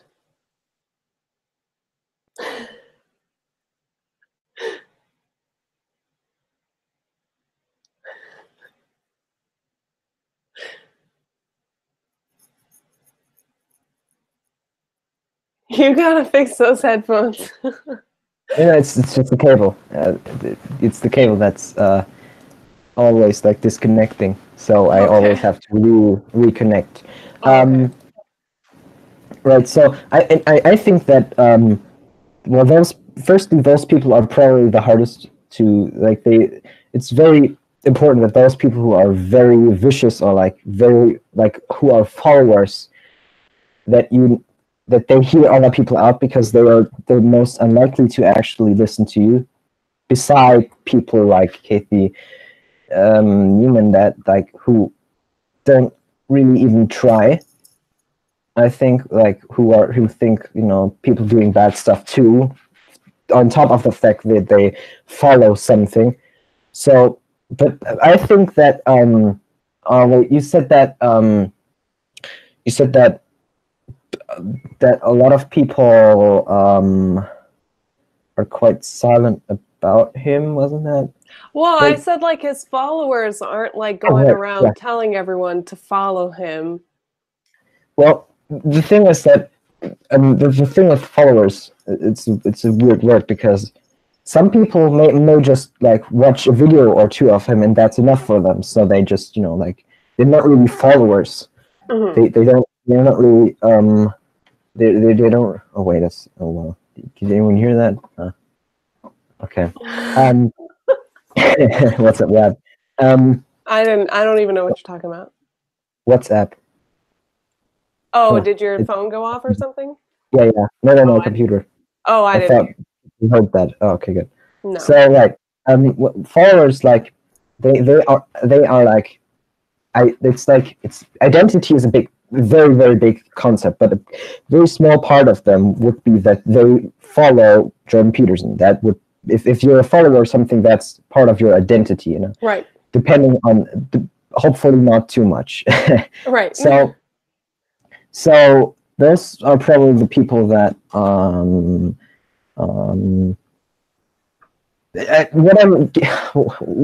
what I'm trying to get here is what I'm actually trying to say is that it's not just people that are followers of his who get him. I think, like, they, do you know what I mean? Yeah, Like, well, I mean, I think I fall under that category where I'm not exactly someone who follows him. I'm not someone who's like obsessed with him, but I agree with a lot of what he says and I like see where he's coming from in a lot of ways and I've almost taken more interest in him because so many people hate him and it annoys me. yeah, definitely. Like it's a weird thing because like well sorry, that's just wait, my phone. No, I can hear you. Oh. Yeah, it's okay, good. So like sorry, what were we talking about again? So, I was just saying that I'm one of those people that doesn't fit into that like identity of like all right, following. yeah. Well, yeah, exactly. Like I just don't really what I was I just think that's not a good idea to say follower necessarily Sorry. because that's like it's sorry, it's just like it just doesn't it just is, I think, not really fitting that thing because it implies that you don't really I would just like say people who agree with him or like who yeah. I'm And sorry. yeah, I guess I was agree. using follower in the more like social media way where they just like Oh, follow him on his social right. media or whatever. Oh, right, yeah. Well, yeah, it's definitely like people I feel like the people who don't agree with or like who don't understand them, it's quite unlikely that people will understand him because they don't want to, in a sense. Like, or Right. then, well, some, okay, I think there are two groups of people who don't understand him. Those who don't try in the correct sense, who don't really, who don't like, they would want to understand him, or like they try to, but it's a bit skewed. And those who just like don't really like, they just they already go into it with like certain prejudice, Right. like maybe Kathy Newman, and don't even care about what he tries to say. Right. So, and those people are actually the ones that distract the other group who want, like, who might actually want to understand him, but like there's something off there. That might be a reason why there is something off. But it could also be that they go into it that they take it too literal or whatever, stuff like that. Right. Yeah. And I think he was even, I was watching an interview with him and like one of the things he was saying is like, people want to be able to categorize other people. They want to say, oh, this person says this, so they believe that. They want to be able to do that relatively easily. And he's not a person that you can do that very easily with because he has a very like complicated viewpoint. And like, he's not left or right. He's like, he's got some left ideas and some right ideas, for lack of better words. And he's kind of in between. And he's not like categorizable. It's probably just that, well, like, why should you? Like, just think about every topic individually. Like that's my opinion too. It's just like don't ascribe yourself necessarily to just one side and then you follow every idea in there, but like think everything through yourself critically and get to your own conclusion and think what, okay, in this case you should do that and blah blah blah blah blah. So that you don't like that you're not too rigid, because in my opinion actually most of the time just a combination of both sides would actually do the trick. Right. But if you only say no this side or this side, well then you can't because you need a compromise, right?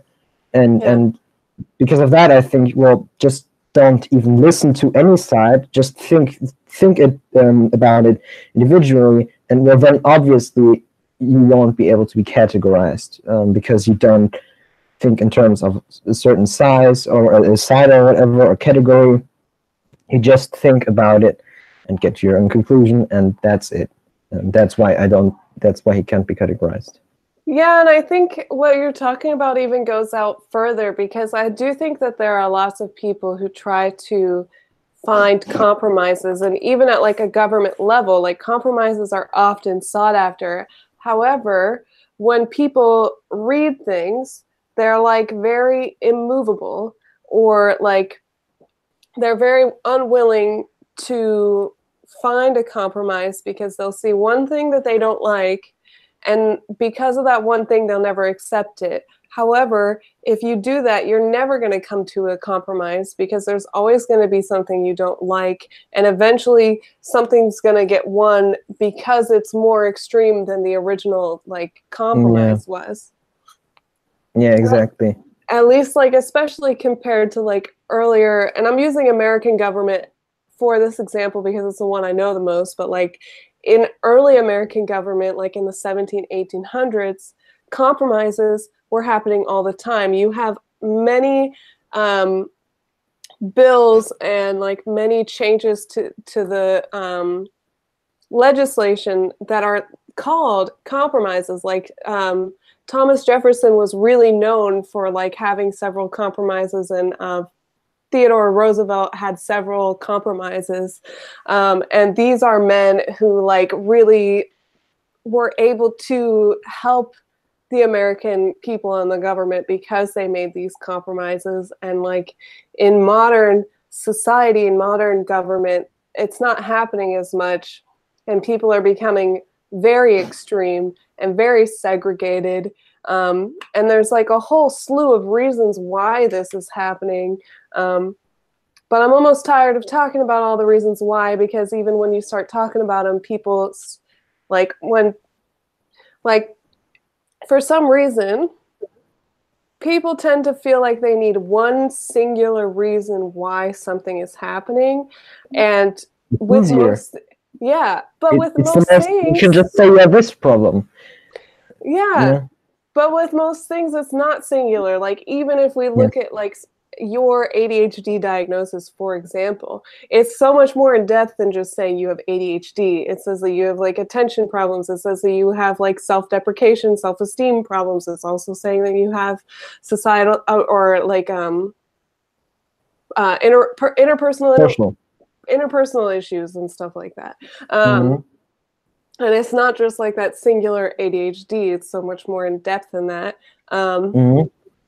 Whereas in America, it'd probably just be like, you have ADHD. Here's some riddles. But that's a whole other point. There you go. And I don't know if that's just an American thing, or if it's a Western thing, or if it's an all people thing, or if it's something that's always existed. And it's just more clear now because so many more people are talking, and like the way that democracy is set up, you have to have two sides or nothing ever gets passed, because what is a passing percentage when you have like 10 different options? Yeah, like 15% would be passing, but 15% isn't really a majority. It's just a slight majority. And so like the way democracy is set up in general is just kind of flawed in a way, because it needs two choices in order to have a majority, because Well, in otherwise the America, majority will never be reached. in America, it needs two choices, which is why I feel it sucks so much. Okay, so in my opinion, actually, it's just terrible.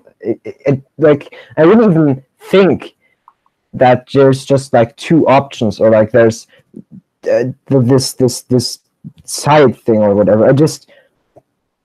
It's just normal that like complicated stuff needs it's not just some flat thing. It's intricate. There are different deep things in there that work different, and all those things.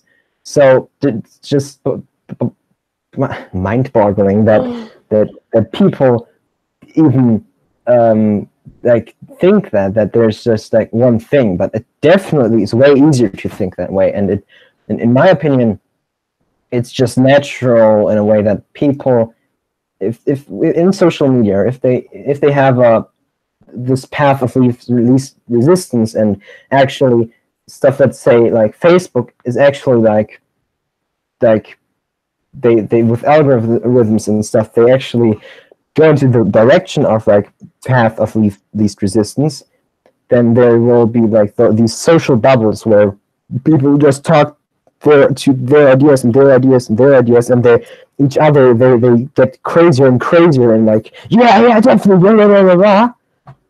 And it just turns out to increasingly more this one singular idea or problem or whatever, and it refines itself. Then yeah, that's definitely like something I think results in people thinking that way.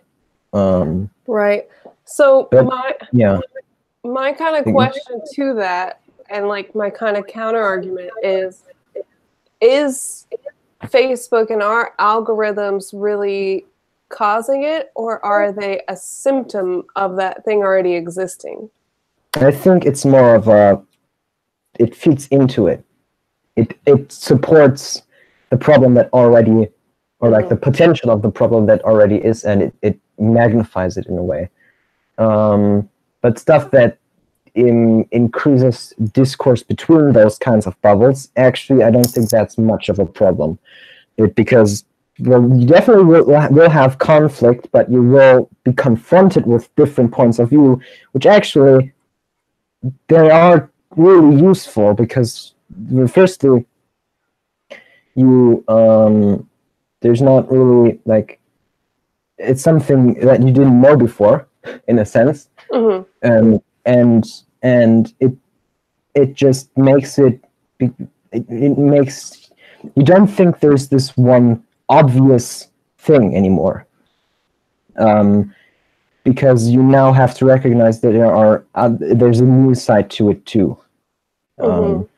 So I think that social media that actually works against this bubble thing is better. But Facebook is the opposite of that. They have like those groups and stuff like that, and like they only make it worse because of it.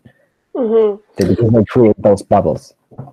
So, what social media have you seen that does that like gets people of opposite opinions together to create discourse? Twitter. However, the problem with Twitter is that you only have limited space. Like you can only say like, I don't know, like 340 characters. Yeah, it's not very many. It's not enough to really demonstrate your viewpoint of view, like your reasons and your whole line of argument for why something happens. It's just like, yeah, that's my opinion. Right. And it creates conflict, but and stuff like that. But it really isn't. It's not enough for it to show the actual opposite viewpoint. It just like says what it is. Right. But good. Well, there are some, but this is just because this really depends on the individual, but there are some certain Discord servers that can actually work against this. And there are also Facebook groups that can work against this. But But Discord, like with Facebook, it already went in the wrong direction, and because of it, and because they actually kind of support it in a way too, with their with the way they handle it, they made it worse. But Discord really has to, in my opinion, prevent that from happening, and actually not make it so that, and they don't do it, luckily, what Facebook did. Just be a platform, and maybe even actually encourage discourse. And the cool thing with Discord is that the guidelines they have, they actually prevent bad things from happening. For example, they ensure that people it just makes it's like obvious that you shouldn't, for example, dox people, or that you shouldn't, which is like releasing private information so that people know where you live and all this private information, or that they like there are those really, really bad things, like, I don't know, death threats, like they prohibit them, and because of that, actually good discourse can happen, which so I think Discord could be a good social media for that. Well, Instagram, like, no, that's just, it's mostly just pictures, and they don't have enough content in any way. I don't think there's like much of any kind of arguments going on Instagram very often. I think Instagram is much more like for creative people that just want to like share too, their art. That's a good side of Instagram, but there is also very shallow stuff too. Yeah, that's true. YouTube actually is a really good platform. It actually is, but what they have to, they go in a really bad direction, which is why people like, for example, I don't know, like for people like, say, H3 back then, or like now, or like PewDiePie too, like those people that encourage discourse, or like certain opinion channels, right? They're really important too. Because it's just important that because they actually try to show their point and stuff like that, and not just do bullshit. So they are good channels. YouTube is a platform that, because the people on there actually fight for it to stay good. Right. That YouTube really has to go in a direction that can be like, that's, I don't think if they go into that direction, I think it might actually go down this platform, but like only if you exaggerate the way they're heading at the moment. Yeah, I wish. I actually think YouTube is one of my favorite social media platforms, because you can see things of so many different opinions, and you can just literally search anything and find it. However, I also find that it similarly can tend to have algorithms like Facebook, where you're just shown things that it thinks that you'll thumbs up, and things that you'll enjoy, which if it's something that you disagree with, chances are you're not going to thumbs up the video, unless like you're the kind of person that like is seeking to increase the amount of information that's coming at you that you disagree with. So it would have to be a conscious choice with your algorithm usage on YouTube to get that kind of material to show up. Yeah, the algorithm is, for example, what I mean when they go in a bad direction. It's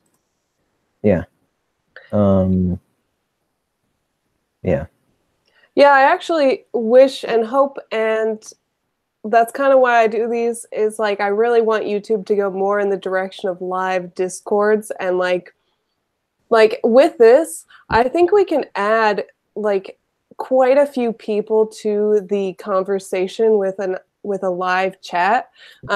I think you can have something like close to 20 people, which, I mean, a conversation live between 20 people could get a little chaotic. However, it could be really interesting to have big groups of people come on and debate things. And with the live chat and everything, you can have a lot of stuff going on and get a lot of good debate and conversation going, and have like Socratic talks that are just like open forums to speak your mind about things, and that's like the potential that I see for YouTube that I didn't see a couple of years ago. I don't know, like, I think live videos have been around for a while, but I don't know if they were very popular. Twitch. I didn't see a lot of people doing it, except for Twitch, and Twitch were for two things: gamers Gaming. and for those weird people that just like stream their lives all day for some reason. No, It that's was actually a new just thing. weird. It's a new thing. It's not, back then that wasn't a thing. Back then it was only for gaming. Yeah. So yeah, I understand. It's quite sad, but I think the internet was kind of new too.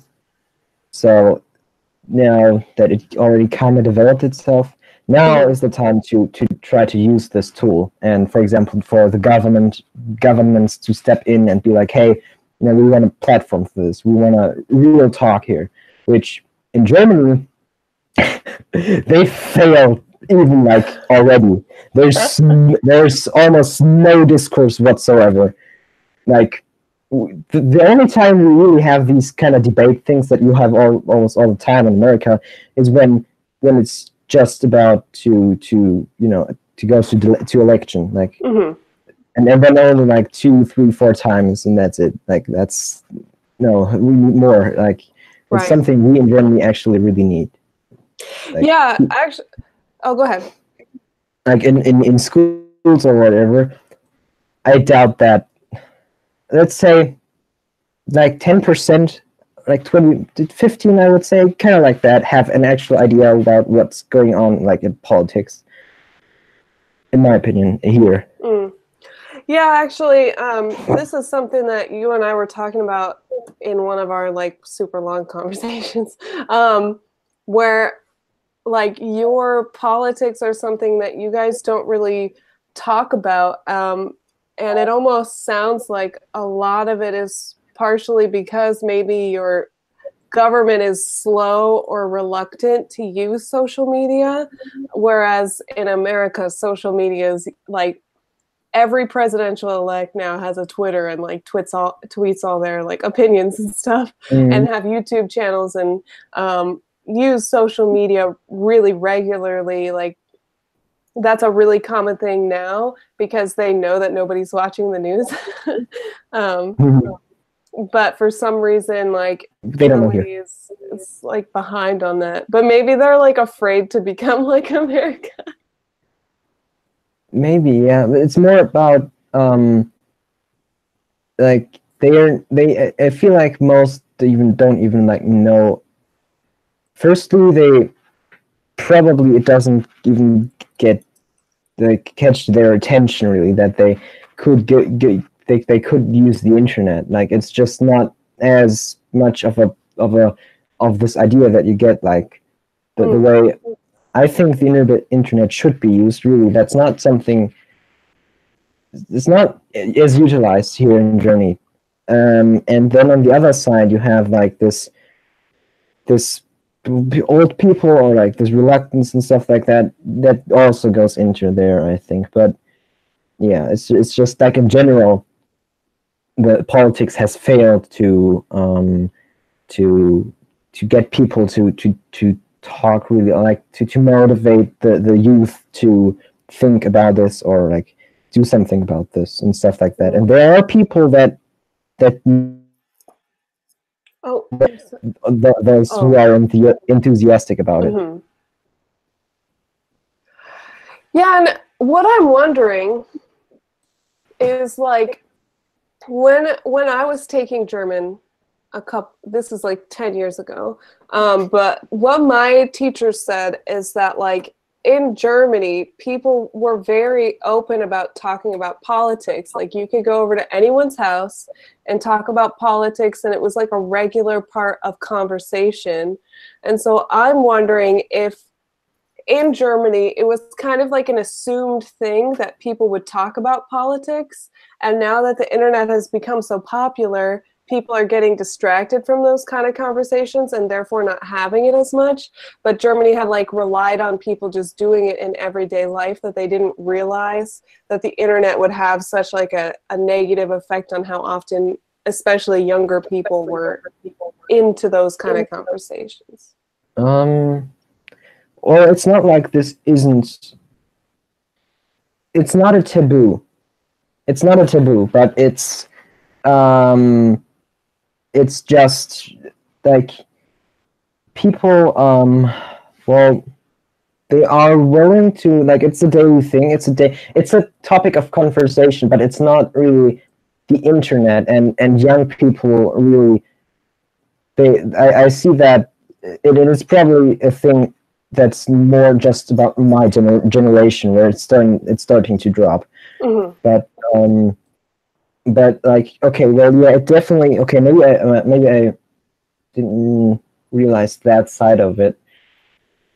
Like, people definitely talk about it, and it's a topic, but it's not really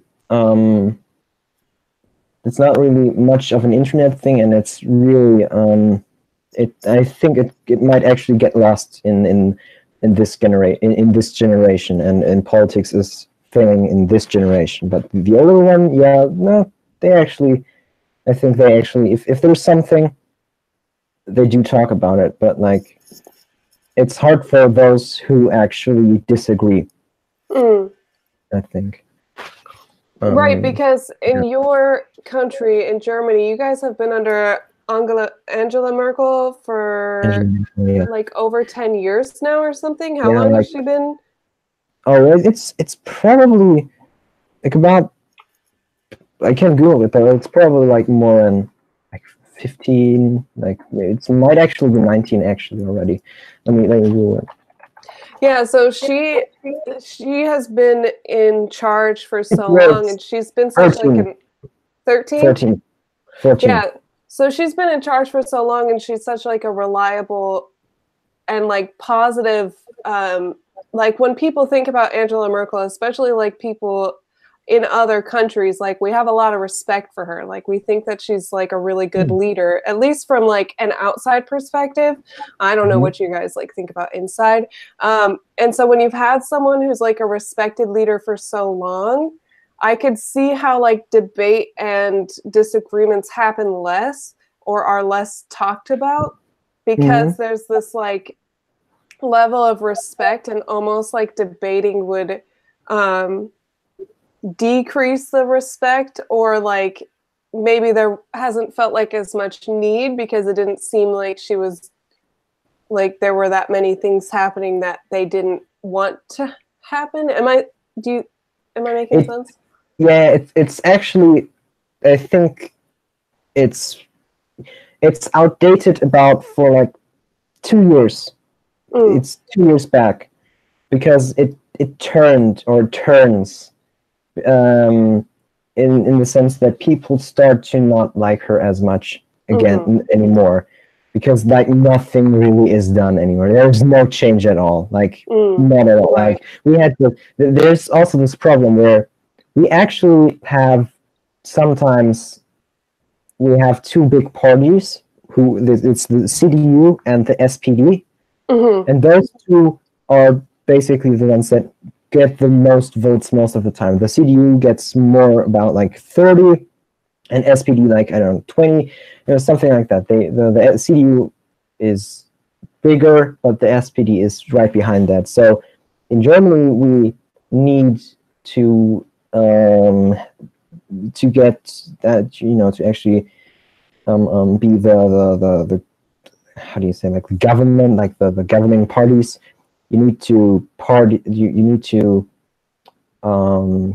most of the time you need partners, like really, like we don't have this thing where, okay, one party wins, okay, now you do this. No, we need more. Most of the time it's about agreements between parties, right? But what the problem is that sometimes and that's most effective in times where you really need to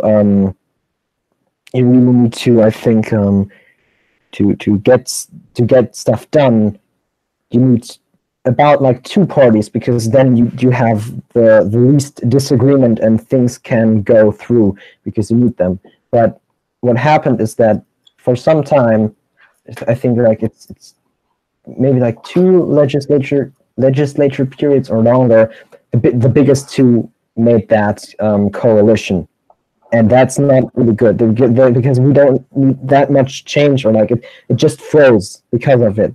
Right. And people are not really happy about that. And actually, the CDU kind of suppressed the SPD too, because they didn't allow certain changes they wanted. But the SPD, because they knew, well, we need some kind of change, we need to do something. They agreed on the stuff that the CDU proposed. So they lost their identity, while the CDU does nothing. So like really, like there's nothing really happening anymore. So people are, and that also turned a bit against Angela too. So that's where most unhappiness comes from, I think. And right, so because we have these like 8 years where we had those two parties as the governing units. Yeah, no, we didn't really like it. It froze basically. So that's where I think change is going to happen. Which and there's and this is quite interesting, because I think when they something else in this world is kind of happening at the same moment, where I don't know if you're noticing this, but drug politics, but especially cannabis, are changing. And my theory is that shortly after this freeze breaks in Germany, it will also this kind of policy will also turn, because only the small parties are actually and the most right wing are opposing that at the moment. So I don't know, like just a little fun fact. But like, yeah, it definitely froze, and that's where people did start to disagree with Angela Merkel and don't want her anymore. They want change. Right. Well, and with some of the things that you've described to me, I can absolutely see why you guys would want change. And honestly, stagnation normally leads to mold. Like, let's be honest. Things go bad if they stay still too long and get putrefied. And it's really important to have change. So even if she was really good and she did really good things in her time, now she's not able to maintain that. And so it's time for you guys to have a change so you can kind of continue to grow as a country and not hit like a plateau. Well, another thing that happened that I think, is part of the change, and it's quite funny because those were the conditions under which she got the chancellor thing. She isn't the boss of her party anymore. She retreated that position basically, and what happened like 14 years ago is that the same thing happened in the CDU, where the old chancellor, I think, let me look it up. I don't want this to be wrong, so that's why. Well, that guy actually, like, how do you say that? Like, firing yourself? Oh, like resign. Yeah, that guy actually resigned too. Like, yeah,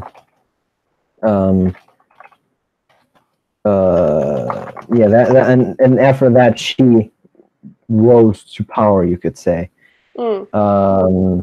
So that's actually happened just now too, and the new boss has a terrible name, but like even German people have problems pronouncing her.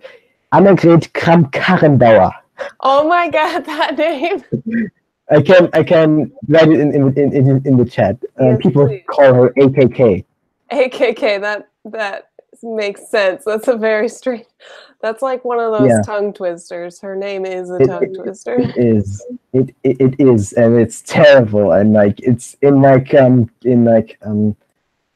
comedy shows, not comedy shows, but like like Richard. Like I don't know. You could compare it to I don't know the name. Fuck. Okay. Like just those comedic news report things. Like this makes like satire. Yeah, exactly. They make fun of her name. It's just but it's like great. Like You would by think it. asking people. I You remember would. it's as in they go to streets and ask people to pronounce her name. Oh my god. You would think someone who wants to like move up like that would get their name changed so that it's Exactly. relatively easy Yeah. to pronounce. Yeah, but in Germany, like it's not really that much thought. Like it's probably this German mentality of what something looks like isn't that important because the message speaks for itself. You know, Oh that kind yeah. of mentality. I think we have that a little bit more. We you know, she so that's why they probably don't really even think about it that way. Like she, Right. but We yeah, we've I kind of understand what you talked mean. about this too, like how Germany is a much Yeah. more TE society and America is a much more FE society. Yeah, exactly.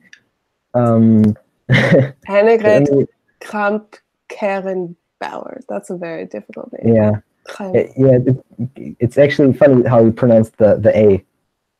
It's like an Oh, A. It's in oh, Germany we have a letter for that, and it has these two dots above the A. oh, yeah, okay. Let me see the history of it. Um,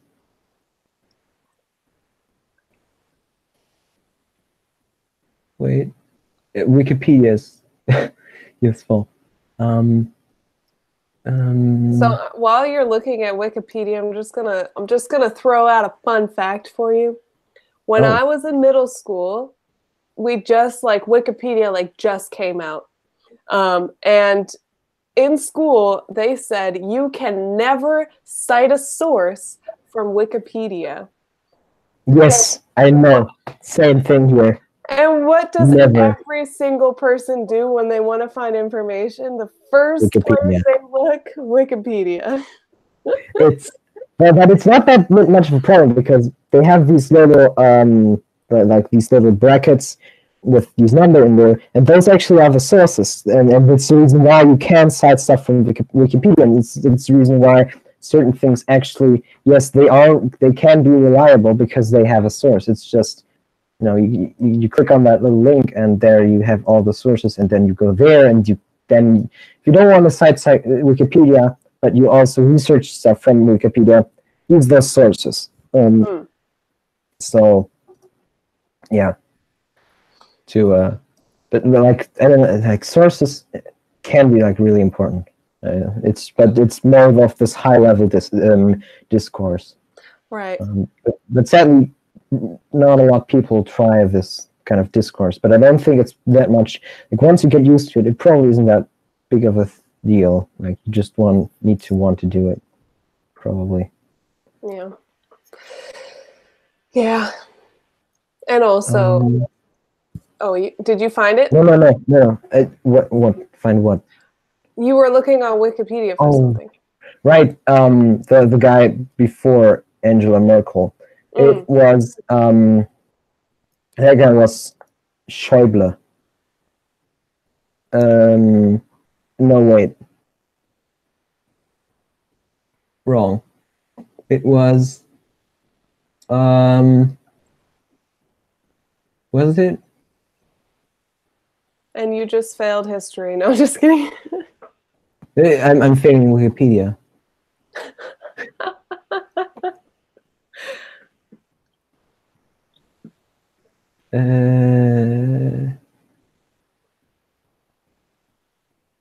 Right. No, I think it was Helmut Kohl.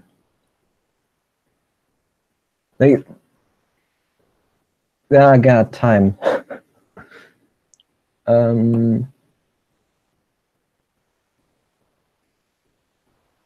Yeah, it was Helmut Kohl. And she replaced him, and right, like sometime after that, well, it was, well, yeah, it was probably like about like 7 years, but in a 7-year period, actually, Merkel kind of replaced him in that sense. Mm-hmm. But I don't think it was that. I mean, I wasn't that was like I'm born 2001, so I can't even remember that. But like I don't know how vicious it was, but I don't think it was too vicious. Yeah. Is it vicious with this AKK lady? Well, yeah. Well, it's kind of like a, yeah. Let's say I think it's the same viciousness. I would say it's kind of, but it's not like Trump insulting level. It's not the same level as in America. But it's probably vicious, but still abiding by this politician kind of rule where you're not too offensive. But there is aggression, I think. Yeah, definitely. So like ambition. Let's say ambition. Ambition. Okay, I'm like, so like old American politics before social media. I don't know. Sometime around. I don't know. I don't feel like politics were that aggressive, even when Obama was like in the run originally for president. Like even like with his debates against president-elect, not president-elect, with the Republican opposition, who was John McCain, I think. The fighting between them was like nothing. Like there was like maybe an occasional like slight comment that was like, you can't trust this part of their argument or whatever. But it wasn't really until like Trump got into the picture that politics really got like aggressive against each other. Yeah. Where they were posting like, well, there's always like, oh, John McCain was actually born in a different country, blah, blah, blah. Like, even though he was born like on a U.S. military base or whatever. And people were like, Barack Hussein, he's like a terrorist. So like there was that kind of stuff, but that was all the media. It wasn't like the president's like fight, like the president, people fighting. Why can't I think of the word? Delegate? I can't think of the word. They weren't really like fighting at each other. It wasn't until this most recent election in 2016 when people actually became aggressive, and it was mostly like Trump, and Trump incited a lot of anger and just said thank you candidates. Trump just said whatever the heck he felt like, and that's actually probably why people voted for him, because he didn't play that politics game of like being respectable or respectful. I mean, I think we have this equivalent of newspaper.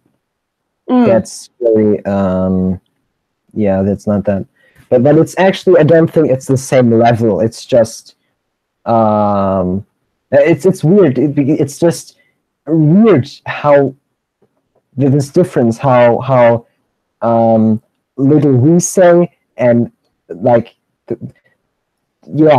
I know it's hard. Like we have in TV, like we have bullshit too, but it's more reality TV bullshit that doesn't get too politic. It's not politicized.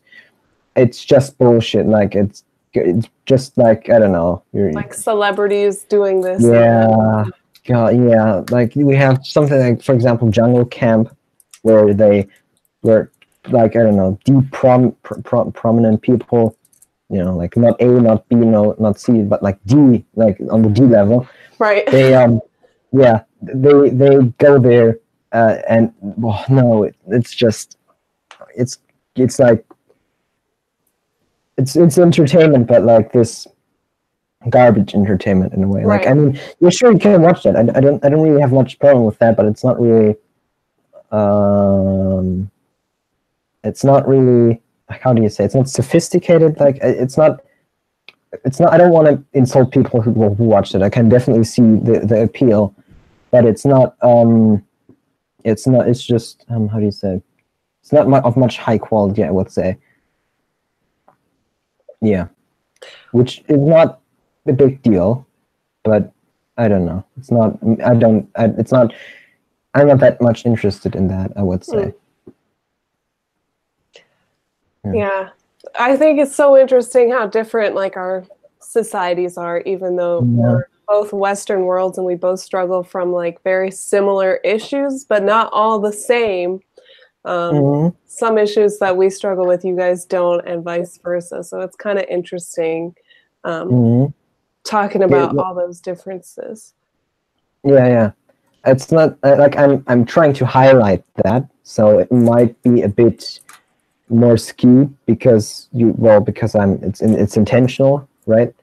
But yeah, like for example, there will probably be more differences towards like between Germany and Japan or America and Japan, but like I think you can predict, like it makes sense that you have this certain kind of, which is interesting because I didn't think that you have this certain character above everything that kind of shapes the kinds of the color of the problems that we have.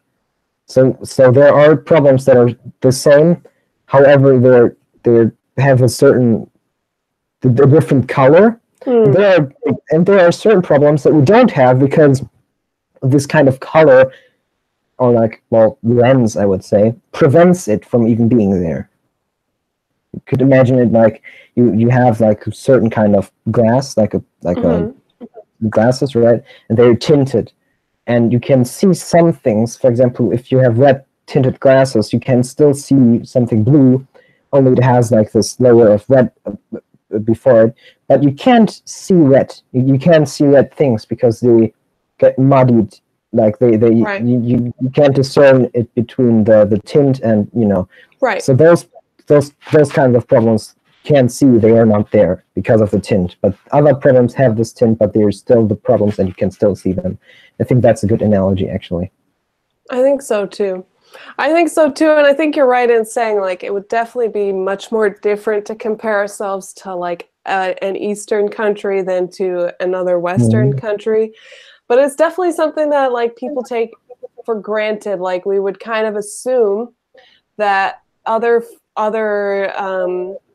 Western countries are going to be very similar to our own. Like we would think that the UK and the US would be exactly the same, but they're not. They actually have a lot of differences. We would think that like Australia or Germany or France or Spain, we would think that they're all like basically the same, which in a sense they are, but there's so many like nuances to the way that our societies are because they're like shaped by our history too. And America's history is one, a lot shorter, and two, founded on this idea of like ultimate freedom and like anything that hinders that like gets Americans all like riled up. Whereas countries in Europe specifically are much older. They've been around for like quite a long time, like some even like before in the BC territory. Like they've been around so long that there's so much more history to the society, and like these kind of things will shape their opinions on situations and kind of just like shape their society in a completely different light than we ever will have the ability to have, just because our country is so young in the way that it was founded. Like it was founded in a very like abrupt, cut off from the homeland kind of like way. Interesting, because I think it might actually be the opposite thing here, because we think that the countries are quite different, like in the sense that well, it's kind of like it's kind of like, I think, even preventing this idea of, hey, I could just go to another country, because we think there's just like we might think there might be this idea of, well, the countries are just still different, and like, well, I need to prepare and stuff like that, and blah, blah, blah, blah, blah. There's so much difference there. I think that might actually might be because of Europe. Like, I don't at all think that that one might think that it's so similar I don't think we actually even see here as this is quite weird, because when you use the term Western world, it's I have the feeling that might actually be not as well as understood here, the way as you might think, because we don't think it's such a collective thing. In my opinion, at least, I don't think it's that way here. Like Western world, that's not used that often. It's more an American, or like, yeah, I associate that with English, or like the English language. No, that's not a concept here. Actually, I think that's interesting too, because I think like an American would definitely lump all of Europe together, except for maybe some of Eastern Europe. They would just say that's just Western Communist. Russia, which, I mean, in a way, it kind of is, because they still have this like overhue of like having been part of the Soviet Union, but it's not as like Soviet as people might think. Like, but I think we would definitely lump like Western Europe all together as being basically the same. Like, of course, like the language thing, like Americans aren't going to leave America. Like, let's just be honest. It takes a rare American to even consider the idea of leaving America. That just, I mean, we might visit other countries, but we're not going to try to move anywhere, because America's the greatest land of them all. You try to convince any American it's not. That's like the opposite here, actually. That notion is not really well accepted here. Of our country is great or whatever. Well, you guys have a history with that kind of mentality, so yeah, which is quite ironic to hear that people still think that we are Nazis. Like, that's like, especially just saying that says so much, that people actually don't even realize that that could happen to themselves too. Like, if you don't think of yourselves as something that, you need to be cautious, because that could turn into something like that, I think, quite easily. I'm not specifically saying that America will turn like fascist or something like that. Not at all. But what I'm saying is that just saying confidently that you will never actually be like that is just not, like, it actually increases the likelihood of that happening. You need to be cautious. That's basically what I say. What I mean, like, how did I diverge into this? No, what I mean is, it's quite funny, because it's like kind of the opposite in a way. Right. Because patriotism is quite close to something like that, and they think, or like you, or like America thinks, or like people in America thinks that Germans are still like this. However, they're exactly the opposite, and think that won't happen to them, which is the opposite of America, which is like, oh my God, country is such a great America. No, wait, America is such a great country. Yeah. Actually, there was a lot of fear when Trump came into office, because a lot of people saw the analogy for how similar the circumstances of Trump becoming president as Hitler rising to power. Like, there's a lot of like correlations, like a lot of like similarities in how they actually rose to power, and like a lot of fear around that, because while he was in the election in 2016, it really showed America a lot about how actually we are like somewhat like moving in that direction, like how ignorant we really are, and like how we really are becoming like a very nationalistic, patriotic country, to almost like a scary way. And we do have this kind of like arrogance about our country where we're like, oh, we'll never have that problem. Like America's great. And like I kind of think we talked about this in another conversation. I mentioned how like I think it was 2006, Germany won the World Cup, the World Soccer Cup. And that was like the first time since basically World War II that Germans showed any shred of like national pride. And like it was like such a huge thing that they like painted the German flag on their face, and they like wove flags around, and they dressed in their national colors. Like it was like a really huge thing at that point, because before then it was really like looked down on to do that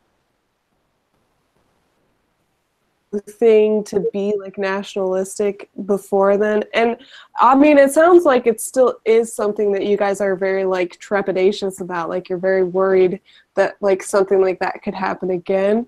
And yet here America is doing the opposite. Yeah, it's actually, I think maybe even to a certain degree, a bit too much worry and not enough understanding. Because I don't think at all, like it's kind of annoying me that I get painted, or like that people, the thought of me actually supporting that is just so distant. And like just the assumption that just because I don't do like think about that at a certain day or whatever, it's kind of annoying me, because like, hey, come on, like I don't, it's not me.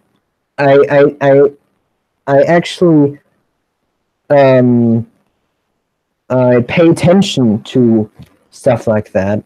I pay attention that I don't become someone that might think like that. I'm trying to be really open about like opinion and stuff like that, and try to hear out people, even though there are times where like I'm not perfect, you know, like there definitely maybe like even still too many times where I don't listen someone out. But like when people imply that like I would actually not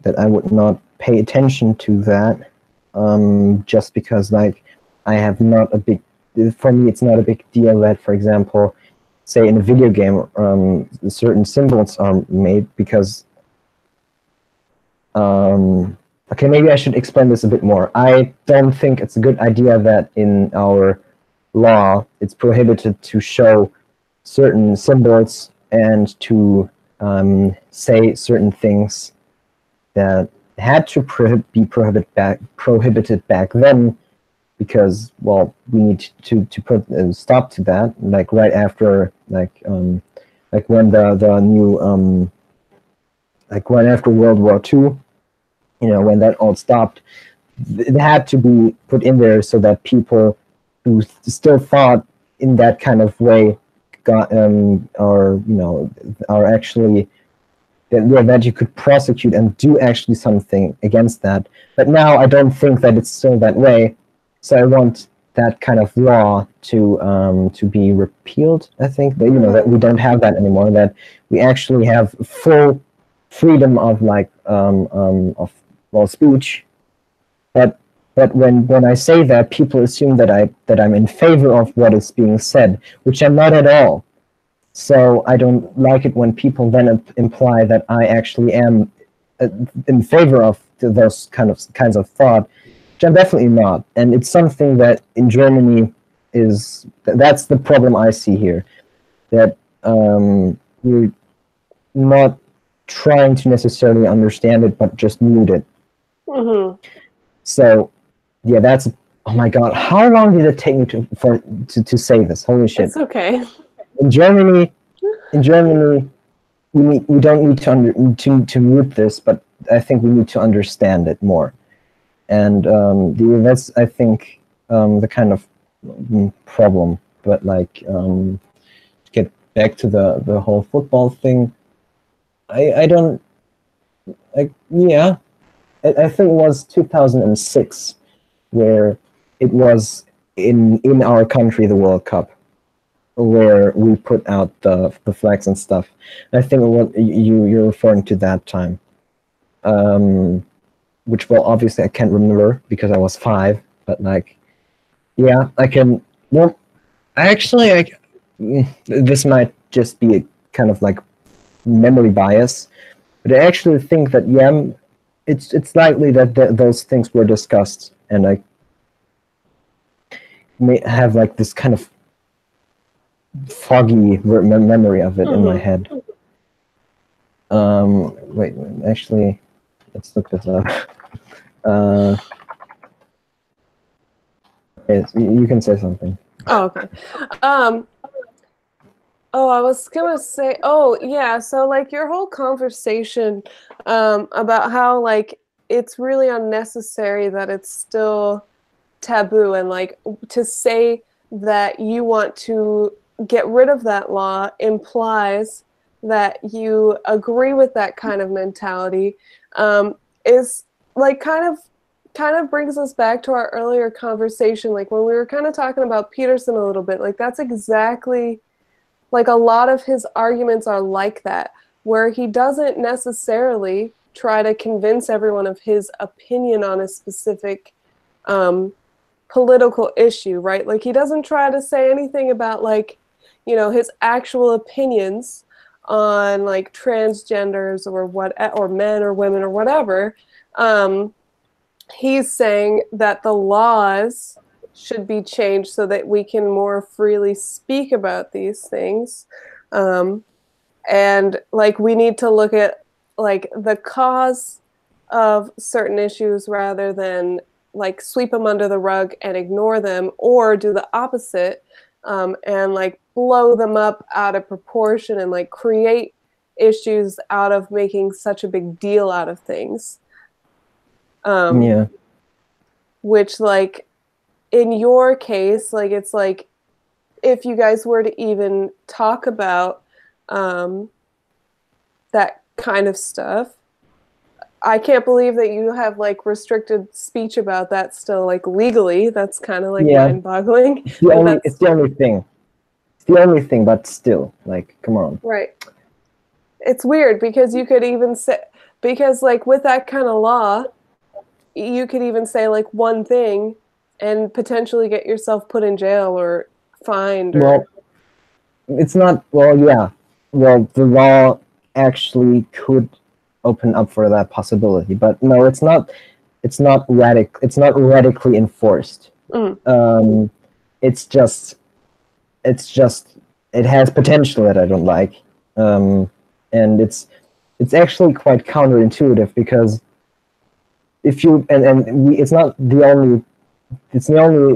only instance where this kind of weird counterintuitive twist happens, but it actually only supports those people who think that, because now they can't say it.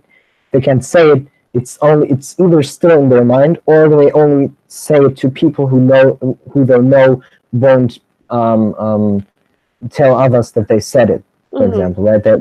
That's kind of I don't know the English word. Let me say it. In German, it's called Gedankengut. Wait a sec. But like, like these kinds of ideas, they can now only reinforce themselves, making those people radical. Now, what would happen if someone told me that they think that, for example? Well, now I can say, well, that's just a stupid idea, right? Or like I could publicly, like if it's a public thing, well, now we can discuss that thing, right? It's right. This idea of marketplace of ideas. If you talk long enough, I actually think that's true. If you talk about it enough and you don't restrict anything, the actual best thing will come out of it. So, well, yeah. If you restrict that, you skew the whole thing, meaning that, well, they still have this thought, and it's retarded, which is to deny that the Holocaust happened. That's exactly what's prohibited. The same as certain symbols, and now people who actually think that I won't be able to know because they're not allowed to say it. Right. And to get back to this thing where I said that there are multiple instances where this counterintuitive twist comes in there, is especially, and I thought some time about this and researched a lot of stuff. Actually, a good idea is to not restrict drugs. Yeah. As in, you know, like, I had that exact same thought when you were talking about this. Like, and we've actually kind of had this discussion a little bit before about, like, when you restrict drugs, it makes people want them more. It makes people use them more. They go through scarier methods to get a hold of them. They have to keep it secret, so that puts on a stress that almost makes them use it more. And they can't get help because of it. Because if they say, "Oh, I have this," well, now they have to get punished. You know, a lot of things. Exactly. Yeah, I saw that immediate connection when you were talking about that. 100%. I was like, I feel you. Yeah, which is like, it's sad because like if you look at it very flat or like shallowly, like you just look at it, well, obviously, yeah, this drug is bad, let's prohibit it so people don't, get it, right? So they don't hurt themselves or whatever. But if you think about it more and look at the depth and, like, the layers below this, it doesn't make sense. And this is what I meant earlier with there's way more to it than in politics and like life in general than just two ideas. Right. That's what you get out of something if you don't think about something in terms of one side or the other side, or like, which is actually, in my opinion, quite almost like radical in a way. So what I'm hearing is, and what you're saying is, you want us to live in an anarchy. No, just kidding. Anarchy. No. Anarchy. No. No, I definitely said that. Oh, no, I did. What the fuck? No. Okay. Shit. Okay, no. Let me respond to this. Sorry, it just took some time. Like, I think the note you saw, like, in the span of like 7 seconds, I went through multiple ideas of what this is. Well, okay, what the fuck? No, what I'm actually saying is that there are no easy solutions, and saying that there are two answers is an easy solutions, and that is not true. That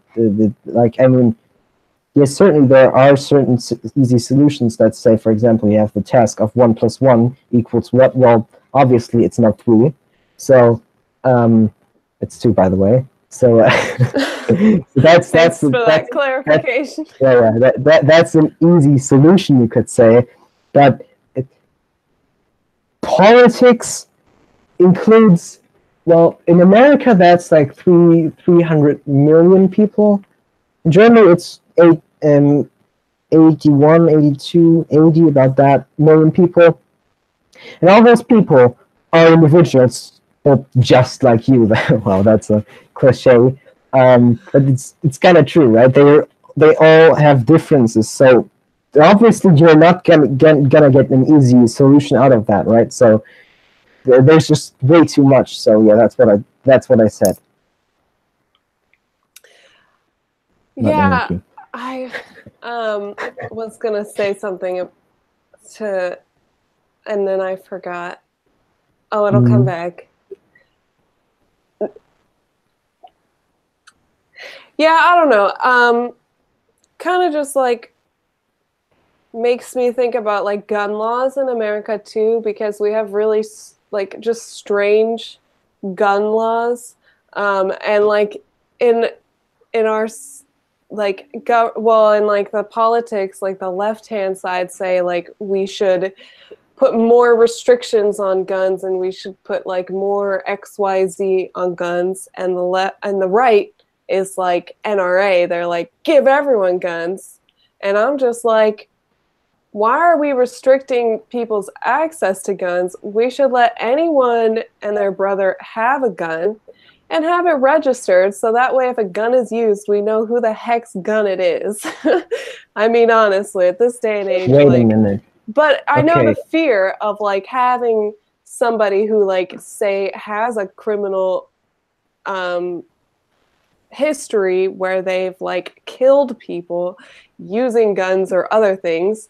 Like to some degree, yeah, it would be nice if we like looked into that kind of stuff before giving someone a gun. But you know, the thing is, they're gonna find a gun one way or another. So like, why not? I don't know. It's complicated. This is a complicated conversation. It's very, yeah, I feel like it's a very, very difficult topic in America.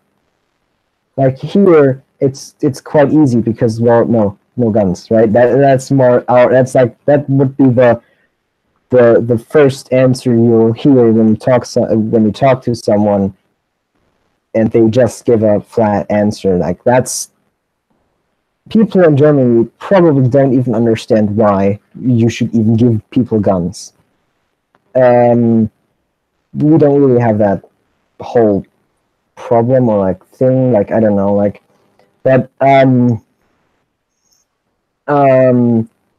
yeah, what I would actually to get like a point, like a pinpoint like word of what I think we need for stuff like that is not necessarily restrictions, but just like policies or laws that are so like intricate or like multifaceted in the way they were written, that they that it's impossible for something bad to happen, like in that kind of sense, like, because no, wait, it's not no, I don't. Oh God, I think there was a word. I don't want. I don't think restrictions or anything are really a thing, but like more like an actual system, like a systematic answer that tries to answer to every possible, that has an answer for every possible solution that Right. is satisfactory.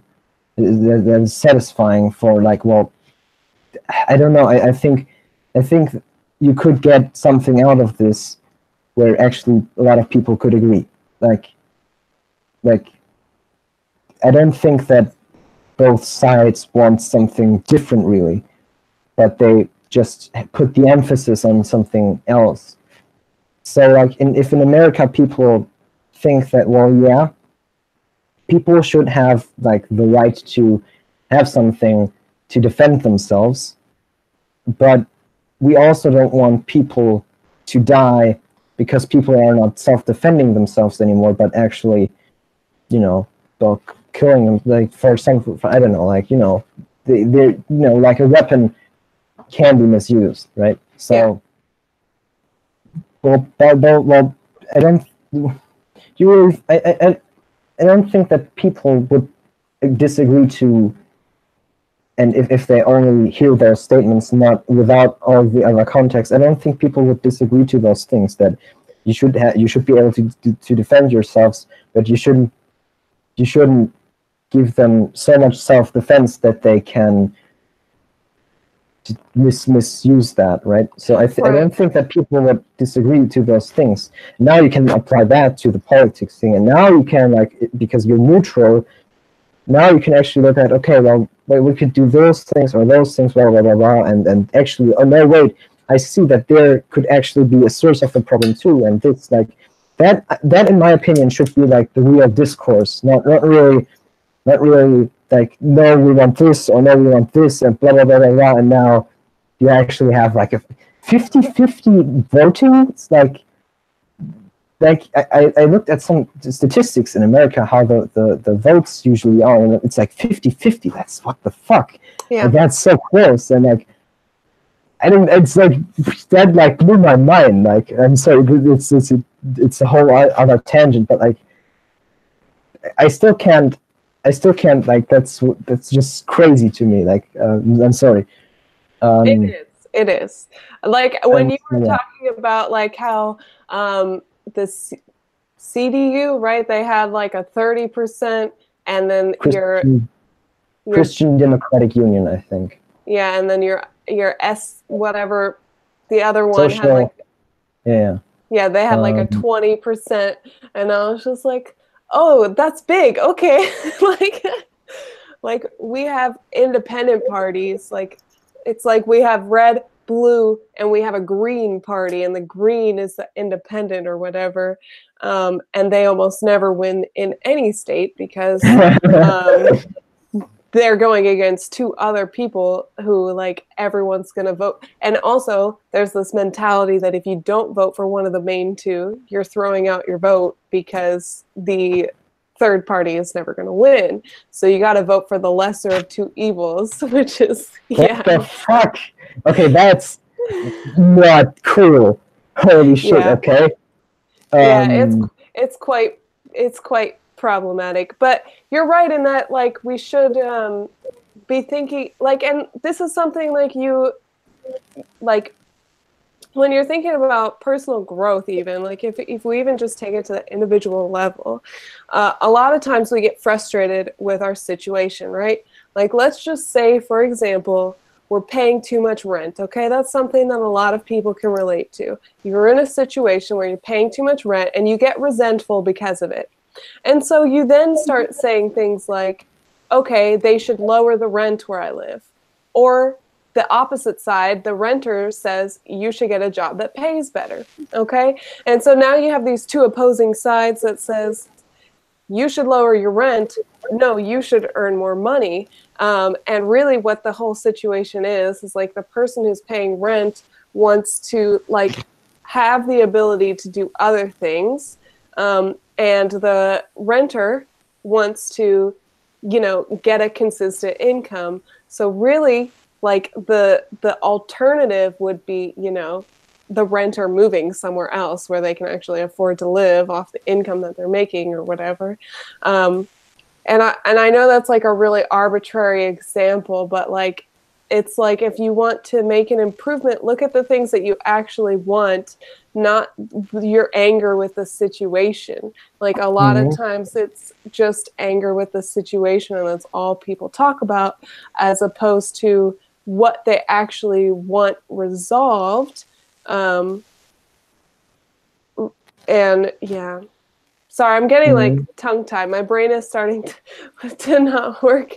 We've been having such like an conversation. We could make a like break for like, I don't know, like 5 minutes or like 10 minutes or so to like, I don't know, like to just have a break and like maybe, well, or we could take like a lunch break. Number? Huh? Yeah. Do we want a round number or just any number?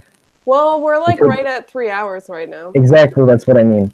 But I want to say something. I kind of heard where that kind of, well, you said resentful. So I don't know. It sounds like this particular kind of thought or whatever came from a certain place. But like it's not really what I'm trying to get at is that it sounded a lot like Jordan Peterson. That's what I mean. So I'm turning into no, just kidding. Huh? I'm turning into Jordan Peterson. Well, yeah. Well, that's just, I don't know. I just thought that might be something good to know, because don't want to turn into someone else, or like as in just like don't forget, don't just accept like. I noticed that with myself, and I don't want to just just repeat what he would say. So it's good that you brought in an own example, but it is definitely like something where I think it's true. Yeah, it's. I just think that maybe okay. This is probably, you could say, the problem of or not problem, but like trying to keep track of where your ideas come from. Mm-hmm. Like that. I do that, and I notice, for example, that certain things I say sound a hell of a lot like, for example, if we want a specific example, something that Jordan Peterson would say, right? So that's why I don't know. It's a weird tangent because it sounded a lot like what something like he would say, but it also didn't, which is good. So, no, really, I think that's quite important. So that example was a really good one, and yeah, it's something to. Actually, I didn't, like, actually, I don't think that's something I thought, or you thought, only when you heard Jordan Peterson say something like that, right? Like this thing of, well, there's more. There's not just one thing. Isn't really something Jordan Peterson said directly. So yeah, that's. I don't know. It just was weird. It just came to my mind that maybe you you know, maybe like, I don't know. This is weird. No, I think I get what you're saying. Actually, like the reason why I tend to like what Jordan Peterson has to say is because of that exact thing, because I've already like thought about the problems that like they're multifaceted and there's a lot of things involved with them, and that's why I Mhm. liked watching him because he said Yeah, that exact same thing and I was like, exactly. yes, someone agrees with Yes, me that's finally. true. Yes, finally someone says it. Yeah, yeah. Finally, Okay. someone of like political influence is finally saying something that actually makes sense to me. Yes. um, but I Um. do think that like when you were like pointing out like the whole resent and like how I said something that he might say, what it was making me think is like, emotions are a lot of what causes arguments to not work out or causes discord to not ever come to an agreement because people get emotionally blinded. Like I'm thinking of an example specifically of my older Mhm. sister and my cousin having an argument. So my older sister is married to a Puerto Rican, and my cousin is a pretty like stereotypical redneck, right? Um, It's redneck. Redneck is like they live in the country, they have a blue collar job, like they work like as an electrician or whatever. Oh Um, yeah. yeah. Okay. Okay. So like a super conservative person, and then my sister's Mhm. like a super liberal. Okay. So like basically, they were talking about uh, something along the lines of immigration. And my sister obviously has feelings about immigration because her husband moved from Puerto Rico to America. So he is an immigrant. Yes, Puerto Rico is owned by U.S., but it is still like its own place. Anyway, she has a lot of feelings about that, and like he oppositely has a lot of feelings about like how he's seen immigrants like steal his kind of job, right? And so like his livelihood is being affected by immigrants or whatever. And they just like had this like huge heated argument, and like it came to a point where he was purposely picking at things that he knew would upset her to incite her angry responses, because he knew that they wouldn't be as logically thought out and he would be able to break them down.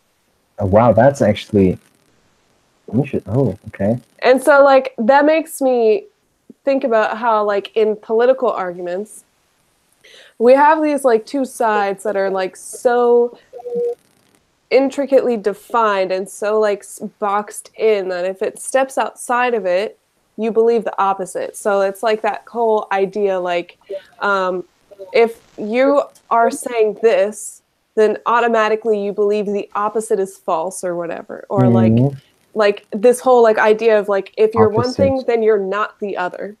So like there's no in between. Yeah.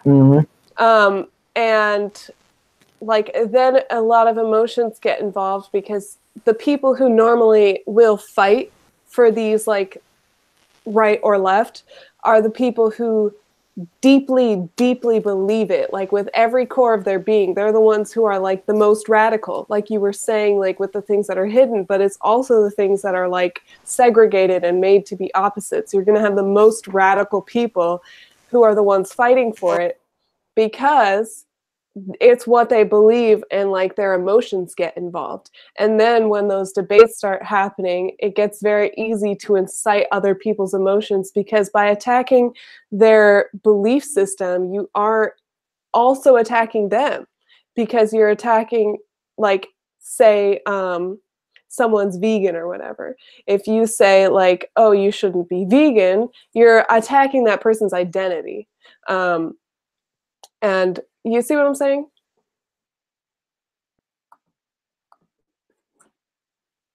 If you're talking, I don't hear you.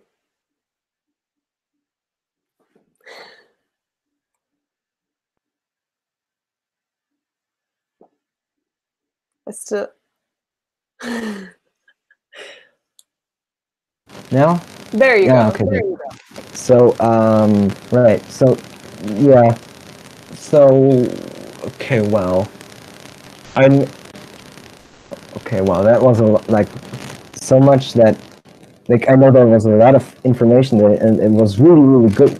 But like, I lost something on the way. But I know definitely the gist, which is there's so much emotion involved that it's not really much.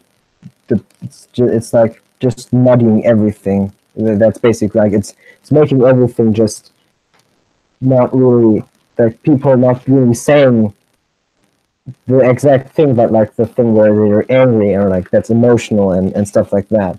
So people don't really communicate really anymore, which is not good. Yeah, and the people who are in between, and who are like who think like Jordan Peterson, they think that they're the minority because it's not being talked about. But in all reality, they actually are probably the majority. But because they can't be separated into one or two category, they think that they don't have a say. I thought this. God, yes, I thought the same, and I think the same. And holy shit, this is so awesome. This is like, I'll definitely, like, this live stream, right? Don't delete it. Don't. I won't. Keep it, because I think this is very, like, just right. Like, yeah, I don't know what to say about that. That's what I think. That's definitely, I agree. Yeah. Yeah, 100%. I agree with you. So, okay, we said that we wanted to like make a little break. Yeah. Yeah. I sent you a pic of the election, like in 2017. Yeah, and there's like 6 different sections or parties or whatever. Yeah, and other. Mm-hmm. But they are, if you don't get above 5%, you're not there. You can't get into it. So we don't have those ridiculously many, like, I think it's probably 80 or like more. Like, to get a party, it's like more than, I think, 10,000 people. So that would just be so many, so that it doesn't happen. We have this 5% hurdle. Right. But for example, the AFD, it's like the alternative for, like, okay, can you like I don't know if, well, we could discuss it if you could pull that on the stream. I don't know. But like, if you take the one that has your sound, you should be able to share your screen. So the one that's not your video, if you go to the other one, you should be able to click present to everyone. Okay. Like Which, click like a drop down and share your screen, I believe. Yeah, showcase. Like I don't want to like show my whole screen, but like Yeah, let me see. I can pull up can the. you like put me like on freeze or something like that so I can? Well, I'm not showing it. I'm just showing your camera, so they won't see the other. If you connect it with the other screen, it shouldn't get in the way. Okay, okay, I did. I don't see it. Is it this? All right, application window. Right. Well, which one? Let me. Oh, okay, I have an idea. Wait a sec. Just like 30 seconds. Okay.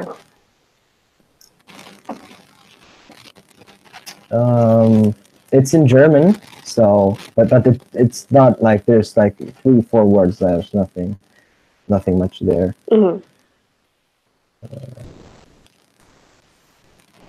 So you said it's connecting? Even though I'm doing like I'm setting up like my. Oh, you're setting it up. Okay. My video, like my picture program, and then I can share it there. Got you. Right.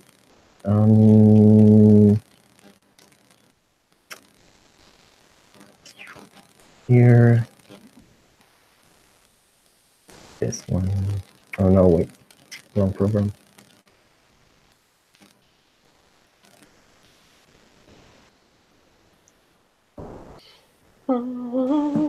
Yeah, I know. It's not like it's not like I'm thinking. It's meaning that I'm actually doing things. It just takes some time. No, that's fine. Yeah. I know how long technical things take, you know. Just kidding. Do you? No, I'm just kidding.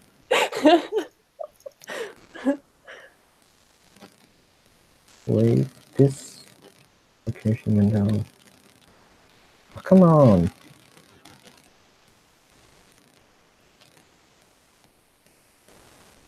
Yeah, you're right. Okay. Well, yeah, okay. It doesn't let me do it that way. Okay, so I would have to show my, but I'll just, you can control it, right? So yeah, I can control. This is actually it's not much of a big deal. It's just that I don't want to share like everything. You know what I mean? There. Oh, okay. That's all I see is that. Let me go ahead and put it up. There we go. Yeah. Well, yeah. You can see all my programs, but that's not too problematic. I think. We're judging you for how many programs you have open. Yeah, that's a You lot. typical ENTP. Right. So you can. Is it flickering or? No, it's clear for me. Okay. Good. You can see this is the CDU. It's the Christian Democratic Union, I think. Mm-hmm. But it's called just Union because it's a combination with the CSU, which is in Bavaria. Like they're only there. Like I don't know. It's because they have a big majority there. It's almost like they get like more than 50% in Bavaria. Oh wow! They have a union, so it's not just the CDU. It's called CDU CSU, which is the union. So there they have 32%. The SPD is like the social, I think the Social Democratic Party, something like that. I don't want to say something in here. You can just Google that. It's not that hard. I think it's probably there's something in English there too. Those are the left, basically. Like it's the left party. Yeah, link. So, yeah. Then there's the green the green party. The green party. Or like it's like how do you say that? Goodness, it's Bundle 19. Like I don't know. It's where they originated. Well, originated. It's where they did something, and I don't know what exactly, but it had. I think it had to do something to do with like atomic power. No wait, like like this whole radioactive thing. I don't know how to say that in English. right? And then you have the FDP, which is the I think the Free Democratic Party. Those are basically the liberal. Okay. The liberal, that they're not they're liberal in your sense. They're liberal in the sense of, you know, like free market and stuff like that. Okay, that's what we call libertarian. Oh, okay. Well, they are the ones. They want freedom of, or like, they're I think they are the most capitalists. Okay. Capitalistic. Mm-hmm. That's basically, but that's just their image, right? And then we have the AFD, which is the Alternative for Germany, which originated in like I don't know, 2012. You know, when the whole thing with the immigrants started. That's where they come from. That's why they even have that many percent, and they have that many people in there. It's like the right, like those are the right hardcore right wingers. These are the most conservative. These are most socialist, you could say. They are very left. They are just the Greens are very hard to describe because they're left leaning, but they're also very environmentalist. They're very libertarian. They just, you know, want people to, you know, it's actually, in my opinion, it's weird because here it's more of a it's a social thought that, well, social, it's just like it's, I don't know, like they don't want to restrict people, like just as the It's hard because the problem with them is that they have a lot of conflicting ideas, but that's also why they are considered to have good ideas, but those ideas are often stolen from others. That's like an image thing, you know. Like these image ideas I get mostly from satire, but it's not like satire is really unreliable in information. Okay, so yeah, that's kind of like the spectrum of parties we have currently. So yeah. Yeah. Just wanted to expand that part of the stream. Yeah, that's pretty interesting how you guys have so much more. I bet if you looked at an American one, it would be like red, blue, other.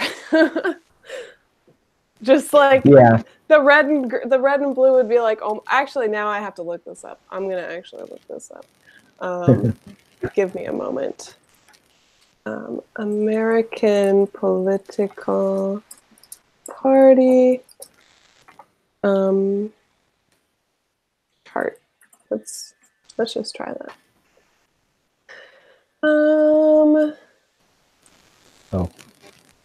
Political parties in. Oh, I guess we have the Independent Party. Oh, I guess we have another party. Didn't know about that. Well, independent is like so out of so unnecessary. Like it's just so under like I don't know how to say it. Yeah. Let me. It's so insignificant in a way. Exactly. I'm not sure how to find a chart like that. I googled the specific election with the year. So. Oh, see, if I did that, it's gonna give us a chart of America. Let me do that again. 2016. Well, let me just say 2018. Maybe it'll. Well, it's well, you can maybe specify by saying this. Well, these charts have like a name. I just don't know which one. Like it's like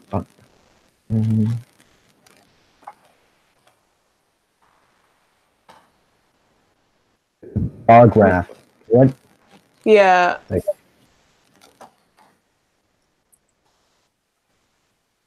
yeah. Yeah.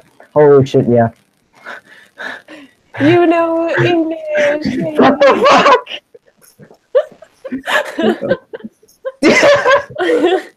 Hold on. No, I think this right here. I found one, I think. Okay. Did you? It doesn't even show It's something else. It's pretty. Oh, it's it's Donald, Hillary, and 2 other people. Yeah, let me just look up the 2016 election. This one could maybe.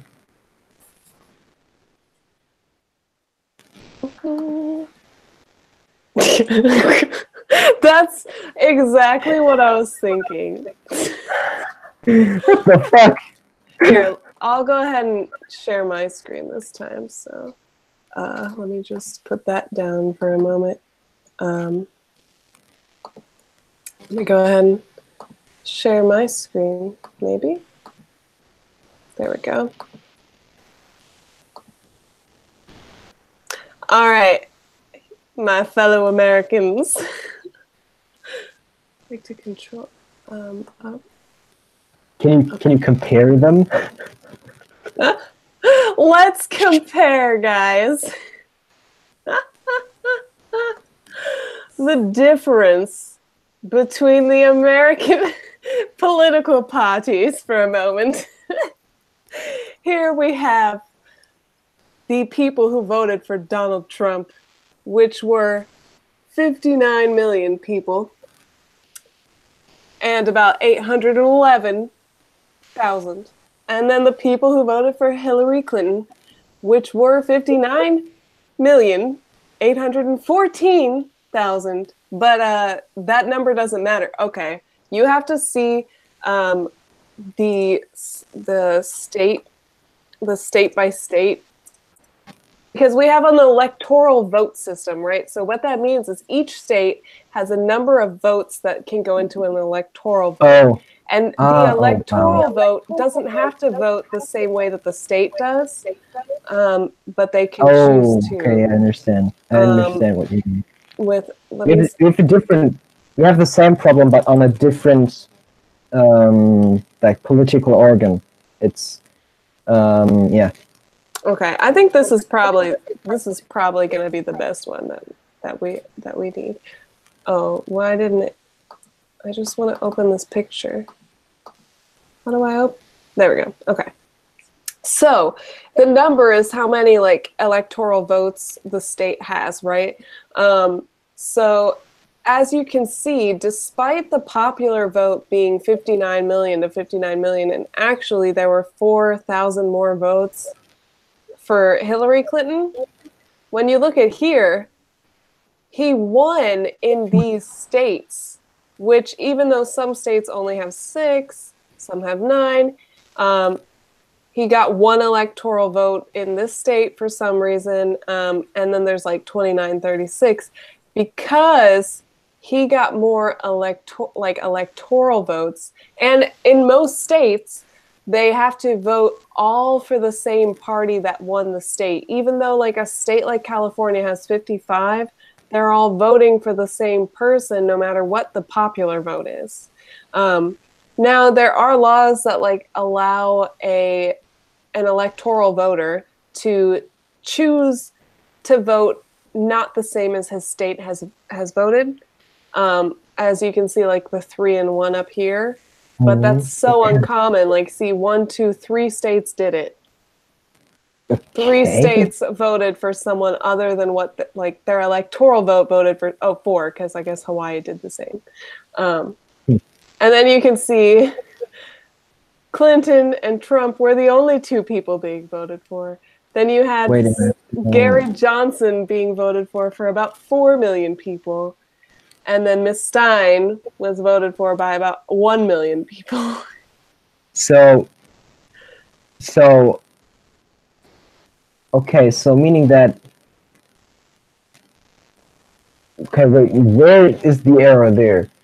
Okay, so, okay, so, what's the problem that those 4,000 more people that voted for Clinton were just distributed over certain states? Yep. But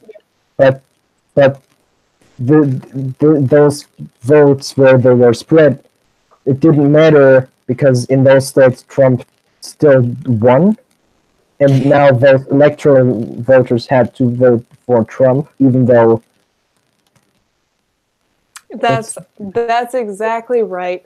And another fun fact about the American political system is within states, we have like counties and regions, and each region can vote red or blue or whatever, right? So the 4 years between elections, they will change state and county lines. They'll change the county lines within the state to increase the vote percentage and swing it. So like that's corrupt, isn't it? Yeah, it's really corrupt. So they'll like change to where like one area can vote like they may have 30% of the population is red, right? They might have 1/3 is red.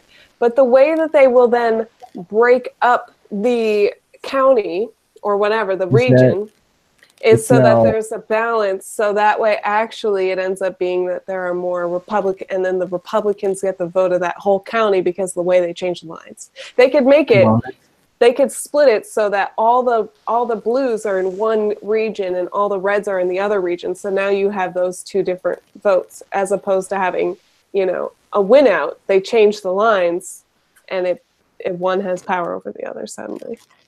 Okay. You know what? It's almost the fifth minute of the, you know. So let's make the break, and after that we can talk about political differences, because I can explain how the system works in Germany too. Okay. And we can talk about that. Okay, good. Like 10 to 5 minutes, something like that. I would like to eat. Oh right. So maybe so like half an hour. Yeah. Okay. Sure. Okay. Sure. Yeah. So that way I can like eat and get some water and stuff. Yeah. Okay. Sure. Yeah. Okay. Good. Okay. Right. All right. Well, then, thanks everyone who stuck around, who I think is mostly Jeffrey. Thanks for sticking around.